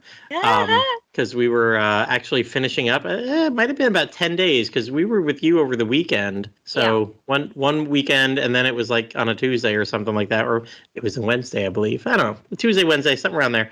But we were up in the Shenandoah National Park, and my phone started blowing up. And I'm like, what the heck? I knew there was a Nintendo Direct that day. I knew I wouldn't be able to see it. We were at Harper's Ferry or something like that in the morning, and then just driving through backwoods Virginia, and then we're up at the top of the mountains, kind of like on the Blue Ridge Parkway through the Shenandoah National Park, in and out of cell service at all. And I kept seeing all these pings from another guy on another RPG Discord that I'm on, and he's pinging me and pinging me and pinging me. And like right then I knew, I'm like, stop pinging me, jerk. I get it. I couldn't really read the messages anyway, but I'm like, okay, I'm kind of figuring out what happened. So before we pulled out of the park, my wife wanted to stop at the gift shop, go get her little national park book stamped and get her Christmas ornament that she always gets. And kids need to go to the bathroom and everything. And I'm like, I'll just stay in the car. I'm good. And I'm like, okay, there's cell service here. And if I do it fast enough, and I kind of fast forwarded through the Direct and found the announcement. So I was super excited, and then got Brewery in, and we got Jay's brother on that night to do a emergency podcast with me with our quick reactions. Speaking of your visit over the summer, I still have only found one of the two stickers that you apparently hid in my guest room. Only one? Well, there was only one hidden in the guest room. Okay. If that gives a clue to where the other one is. That does potentially give a clue. I can work with that. Because I was like, well, we moved my brother out of his apartment from college after that, and I'm like, the bed frame is different. So much of the furniture has changed. Like literally almost nothing is the same in that room anymore. So where else could this dang sticker be? Okay, so it's not in that room. When I stayed with Bluestar this summer, we had some Bucky sticker. We love when we're taking road trips to stop at the it's a south, or I guess a southeastern thing, mainly from Texas on over to Florida and a little bit up Drakely. There's a place called Bucky's, and it is ridiculous. It is Walmart-sized gas stations. Oh, wow. But they're also like a meat. The center of the store, half the store is kind of like Cracker Barrel. It's just all their stuff, but they're gigantic. There's 120, 130 gas pumps there. The inside's the size of a Walmart, and the half the store is, like I said, Cracker Barrel stuff. About a third of the store is food, and they have a round area in the middle where people are just chopping smoked meat the whole time and making brisket sandwiches and whatever, and putting them under heat lamps, and you can just walk by and get sandwiches. And You're making me hungry, and I haven't. Oh yes, but the all the goods that you buy there, they got a little the price tag and everything is basically on a Bucky's sticker. So I cut them off, and I had a couple Bucky's stickers in my bag, and when we stayed with Bluestar, I hid a couple of them, two exactly, because that's all we had at the time. I hid two of them in her house for her to find one time. And I never found them. He had to like tip me off that they were there. And I found one that night, and I like looked for a couple of days for the second one, but I could never find it in the room. So now I got to look in other rooms. In other rooms. Yeah, there wasn't many other rooms we had free reign of, so that is true. So I can narrow things down. All right, so let's go into The Dark Prince. Not that we know much about it, except for the demo. What were your impressions of the demo? And Drakely, I don't necessarily know how many hours Bluestar put into it, but I'm gonna guess you were more. Yes, that is like correct. I said, I was about to go over 80 hours. Woo. And I had to stop myself because, like, literally, I didn't want to burn out in the case of like actually getting burned out before the actual game. I think I stopped. Like, I took my time going through the story, but I don't think I went super in depth afterwards. So I probably got like maybe 10 or 15 total. Mm-hmm. And I know I didn't get to 10, but I'm somewhere between 5 and 10. I did that too. I was like, I'm not going to go crazy with this because I will burn myself out, and I know I could get deep into the synthesis. Not that there was a deep amount to get into, because you can only get so far, but my gosh, there's a couple hundred monsters in the demo. So I could maybe not go too deep, but I could go broad. Making everything. There was no book to like check things off in, so that like was like, okay, I don't really need to like do things. And then we found out that you only get to take the 8 monsters into the full game, and True. It's like, okay, so I don't need to. Yeah, and that's what sucked for me. Like, I was already prepping myself to have like one of every monster from the demo to go in, and also when someone buzzkilled with actually DMing the stupid developers, and it's like, oh yeah, you only have the 8 slots. I'm like, great. So it's either have all 8 slots or go in fresh. Guess I'm going in fresh then. So yeah, that's my impression from the demo. However, I would say just graphics wise, it's a 6 out of 10. Agree. Synthesis would be probably like a 7 out of 10. Would be 8 or 8.5 if it wasn't so locked behind the 3 battles in arena. And then story wise, right now I can say it's a 5.5. I need to fully embrace it through the full game to know more and embrace more of it. So do you think do you think the game will start right as the demo did? Or is there going to be like a prologue? I personally do not think it will start where it was in the demo. Like, literally, it felt like such a cliffhanger. Like, you don't know how people know you. You don't know how you got there. It's just blatantly, like, puts you there. And with the other Dragon Quest games, there's some sort of, like, prerequisite storyline that you'll get to know before you actually play the game. Right. Like, I feel the same way. I feel we started, like, 15 or 20 minutes into it. Yeah. Like something's missing. And another way to kind of define how my impressions were for this game, it feels better than a Pokemon XY game, but on the Switch. Mm-hmm. And not only that, but we'll only experience a fraction of what we could achieve in the game. Plus, there's supposed to be up to 1,000 monsters that are able to be stored in our pen, meaning that it could be around 1,000, or it could be more of those monsters possibly being able to be fused. And so you have all the space to make these ginormous or even just expansive monsters that we don't even know that could be in the game. Mm-hmm. No, I feel with you on those scores so far, definitely. Yeah, and not only that, but the DS games, you only are capped out at 100, which the game had like 500 monsters in Joker 2. So imagine that and being in the Dark Prince. Like it could be the same ratio.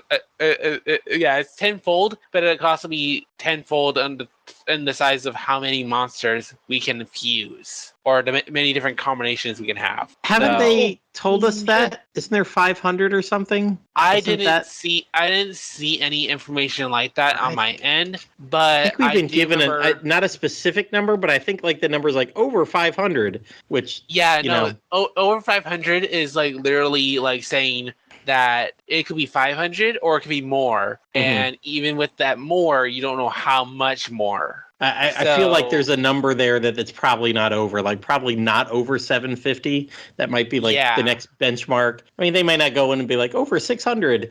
Maybe at the same time, 500 is more of a round number. Yeah, maybe the 1,000 is just so you can have that breather of having all these monsters and still being able to fuse more. Mm-hmm. Mm-hmm. So I don't know. Like, there's so much we don't know about the full game.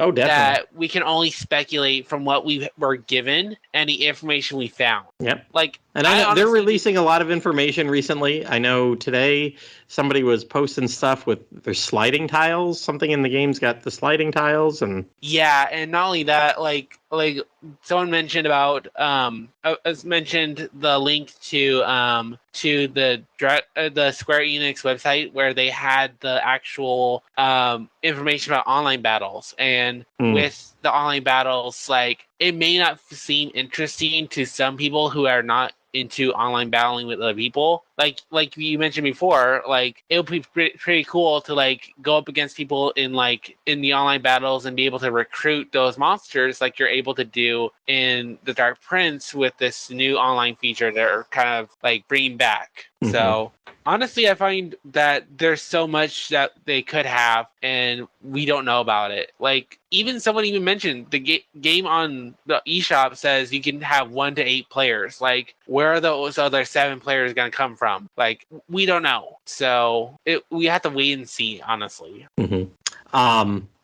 One thing that I had in here, because I agree with all your, the graphics are definitely not top notch for what could be on a Switch.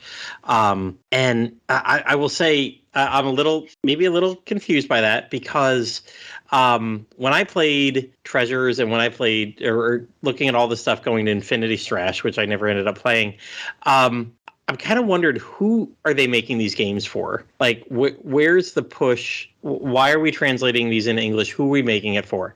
Treasures, I get it. They made it for Dragon Quest fans. Cool. You know what? We're coming out of the pandemic. Treasures was a spin-off of what I guess this game was going to be, and then they took a hard right turn and made a Treasures game because they could. It was nostalgia trip, 100%. But, you limit that to being like, this game is for Dragon Quest fans. Okay, well, that's who's going to play it. Then you look at Infinity Strash, and that's an even narrower market. Like, okay, people, mainly Dragon Quest fans that also like Die. Sure, are there Die fans out there that aren't Dragon Quest people? Probably, but that's not a big number either. So again, we're making a game for a very narrow subset of people.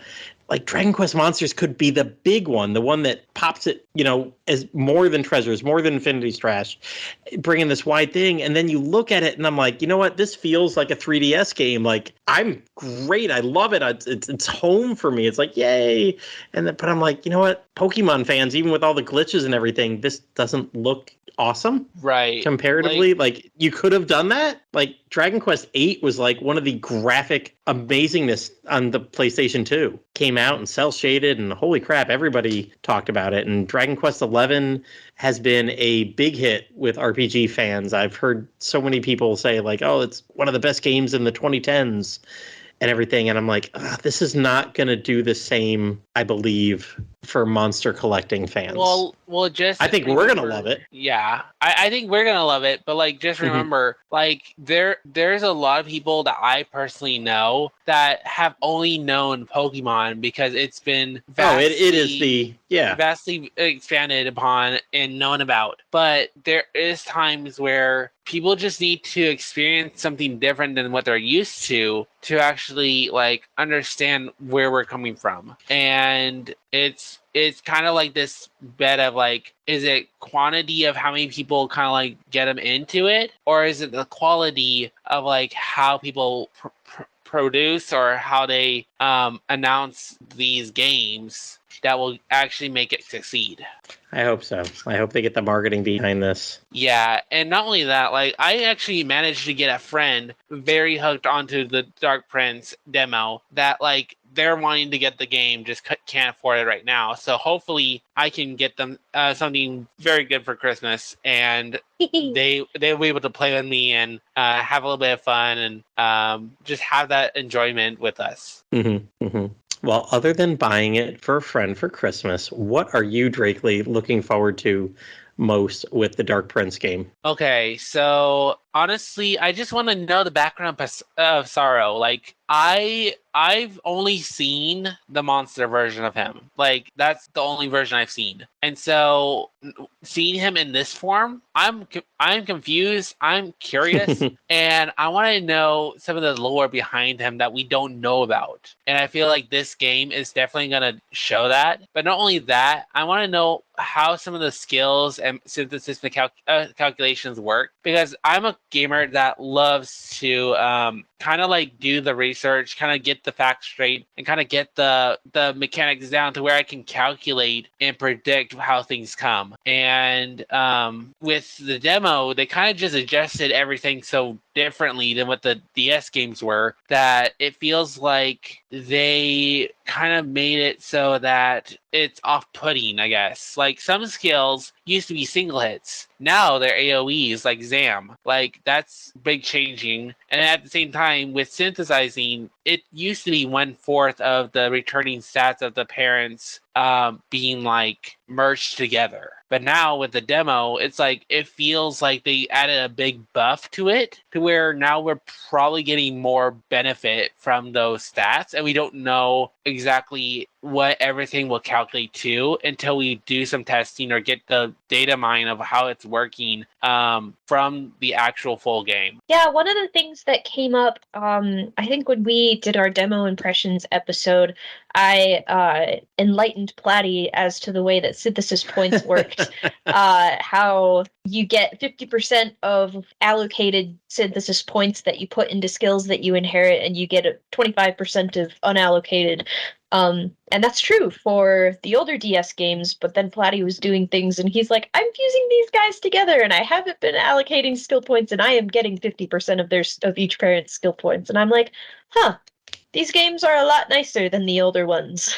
Or the new game is a lot nicer than the older ones. It was more generous. Everybody gave me flack because I was wrong, but that's okay. Hey, no.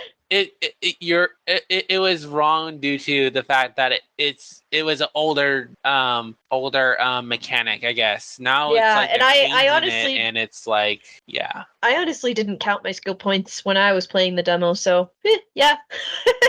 Oh, if you're not doing the calculations, yeah, it just happens.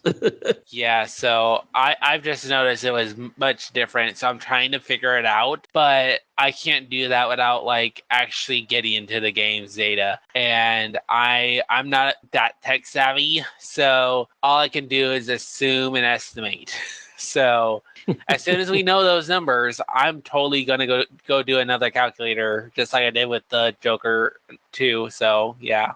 All right, so Bluestar, what are you looking forward to the most? I am so excited to see, more of the world of Dragon Quest IV and more of the world of Naderia and more of the story behind Sorrow and Rose.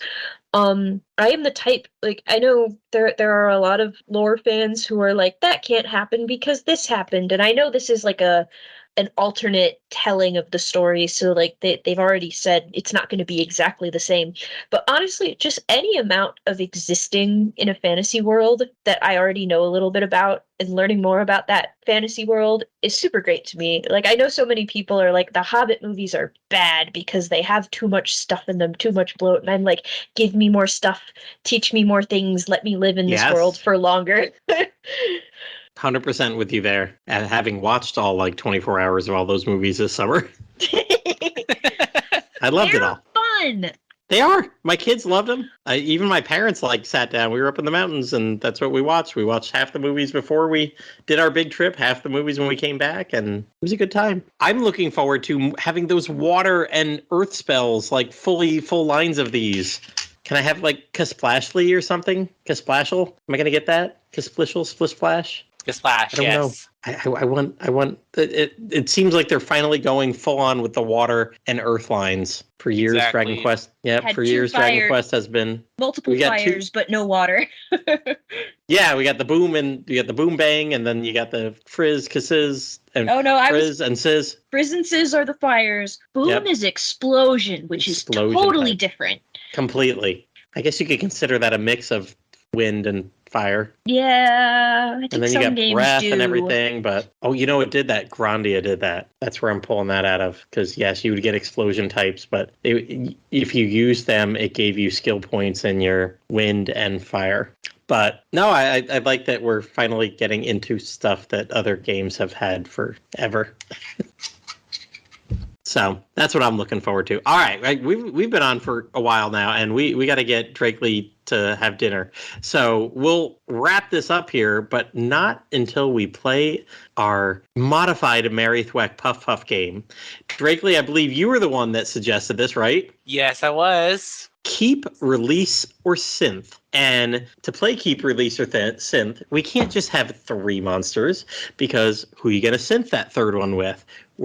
So we've got some groups here that we've come up with, and each of us came up with 4 monsters. We're going to play keep, release, synth with our 4 monsters. And Drakely, I will let you do your 4 first and tell us what you would do with those. Okay, so first off, I have my 4 of Yabby, Slime, Fire Spirit, and Ghost. If I was to choose what to do with them, I would personally say I would keep the Fire Spirit, release the Ghost, and synth or fuse or whatever you want to call it, the Yabby and the Slime. So what does a Yabby and Slime give us? So Yabby and Slime make a magic slime. Oh, that's pretty good. I love his hat. It's not even a hat. His whole head is a hat. Yes.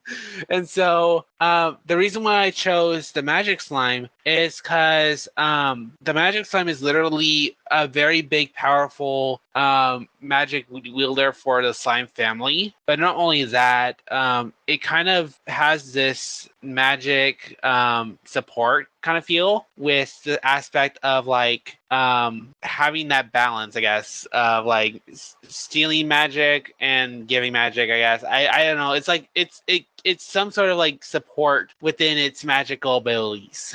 And that's kind of why I picked it. Nice. All right. I think, Bluestar, you got what you're going to do with these 4? With these 4? Yeah, I think I do. All right, go ahead. So I'm going to release the Yabby because his eyes make me uncomfortable. I'm going to keep the slime because he's adorable, and I have no idea what it's going to make, but I am going to synth the Ghost and the Fire Spirit. Son of a bitch, that's exactly what I was going to do. I'm 100% on there, and let's see, what was your reason for synthing the Ghost and Fire Spirit? They were the ones that were left over after I released the Yabby and kept the slime.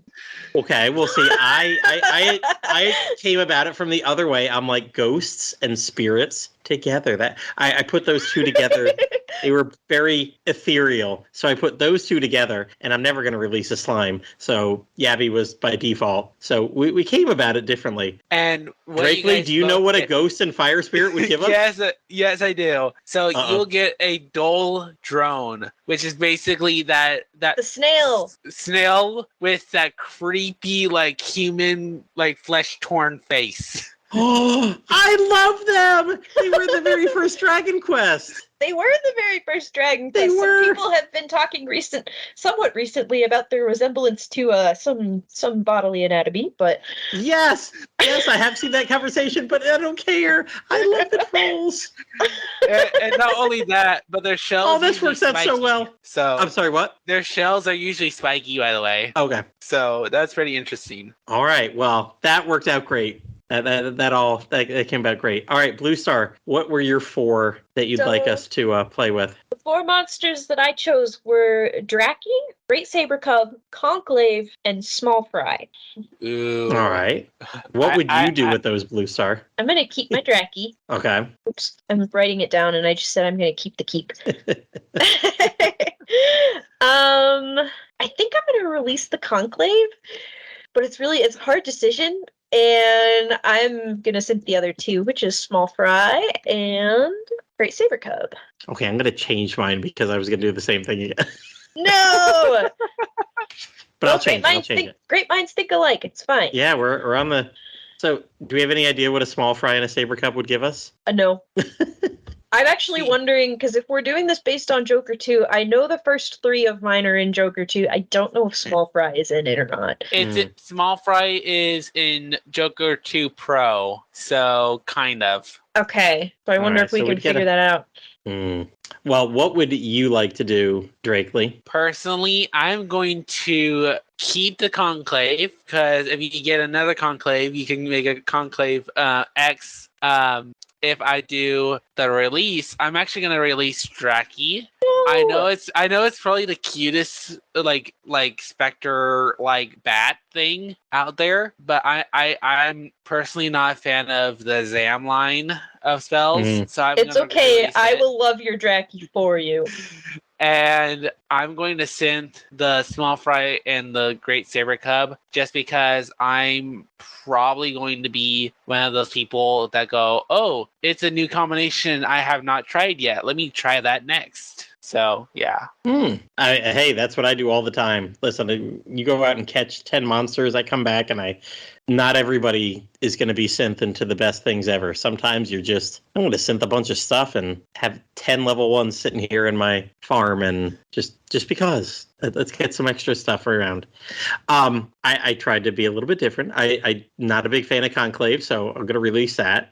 I will keep my Saber Cub because the cute little guy, we got time together. We'll grow into a bigger, you don't have to be a cub for long, but not right now. A bigger right cat, now, you just stay yourself. Just make sure you keep the ribbon. Yes. So I will mix the Small Fry and Drakey. They fly. They're good together. And I'll take whatever comes with that. I will take whatever comes, come what may. So, okay. And then we'll go with my 4 now. Although I stacked the deck here, really. When Gem Slime, Emperor Slime, Platypunk, and S-Dark. Platypunk, because you're Platty. I am Platty. I was going to try to do all platinum because, obviously, I think here, I guess not obviously, because not everybody played Joker 3 Pro or got this far in breeding lines, but I'm going to put my Gem Slime and my Emperor Slime together. They do need some little grandpaing going on, but that will eventually get you your Platinum King Slime. Actually, Platinum King Slime is 2 Gem Slimes plus 2 Emperor Slimes. Well, that's why I kind of need some like grandpaing. I need my Gem Slime probably to be, the breeding of two Gem Slimes. Yes. Okay, I'll give you that. You said grandpaing, and I immediately thought Grandpa Slime, and I'm like, is that what it was in Joker 2? Same page. Got it. Yeah. But I do, yes, that is a 4. Is it one of the 4? What do they call it? It's one of the quad. You gotta have this. Yeah, you gotta have the right grandparents to make that happen. So 2 Gem Slimes, 2 Emperor Slimes, form them into whatever the hell you want, but as long as they come together to make that Platinum King slime at the end. Release a Platypunk, because dude's just a punk. And S-Dark, I've never beaten you in Terry's Wonderland, but I would love to take you into a battle against yourself. Bluestar, what would you do? Oh, maybe you can beat S-Dark with level 1 monsters. oh, damn, that'd be awesome. Wouldn't that be great? It was literally 1 turn, and somehow we dealt enough damage to finish them off. So I'm going to keep the Emperor Slime because it's blue, and because there's no grandfathering going on in my world right now. I'm going to release the Platypunk because you are right, he is a punk.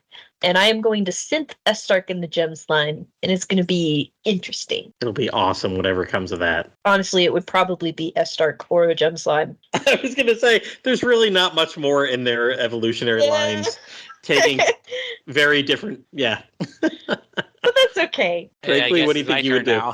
Yeah, so personally, I'm going to keep the Gem Slime just because I could probably make it more useful as Gem Slimes are kind of like part of the metal family, I guess. They are. I'm gonna be the odd one out and say I'm gonna release S-Stark.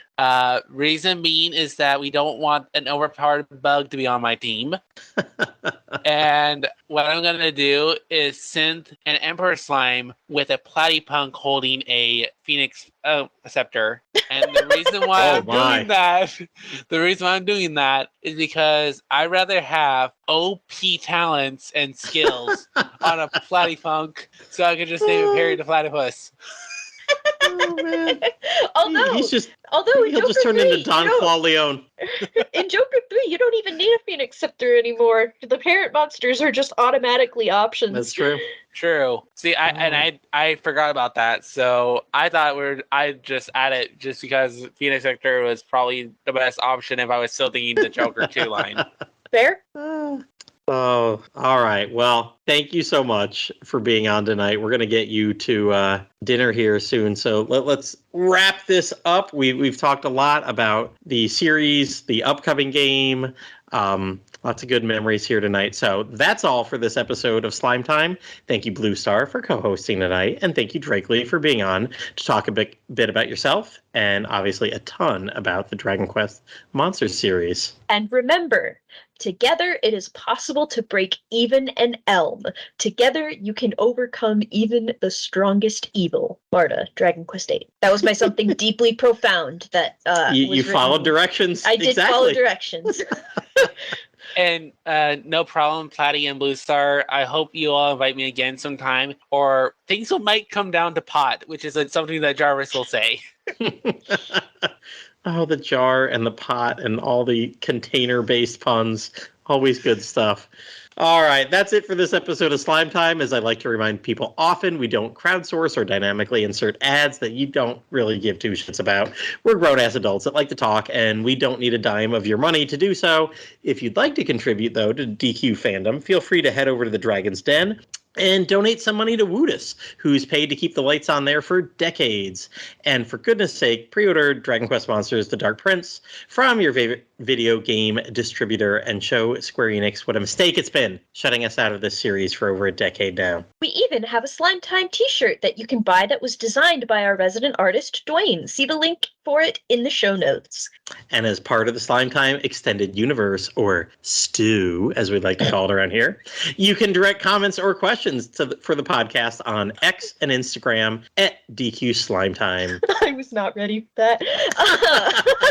Please like, subscribe, and write a review for the podcast wherever you listen. There's always room for stew. Stew. And with that, that's Dragon Quest Slime Time, sliming off.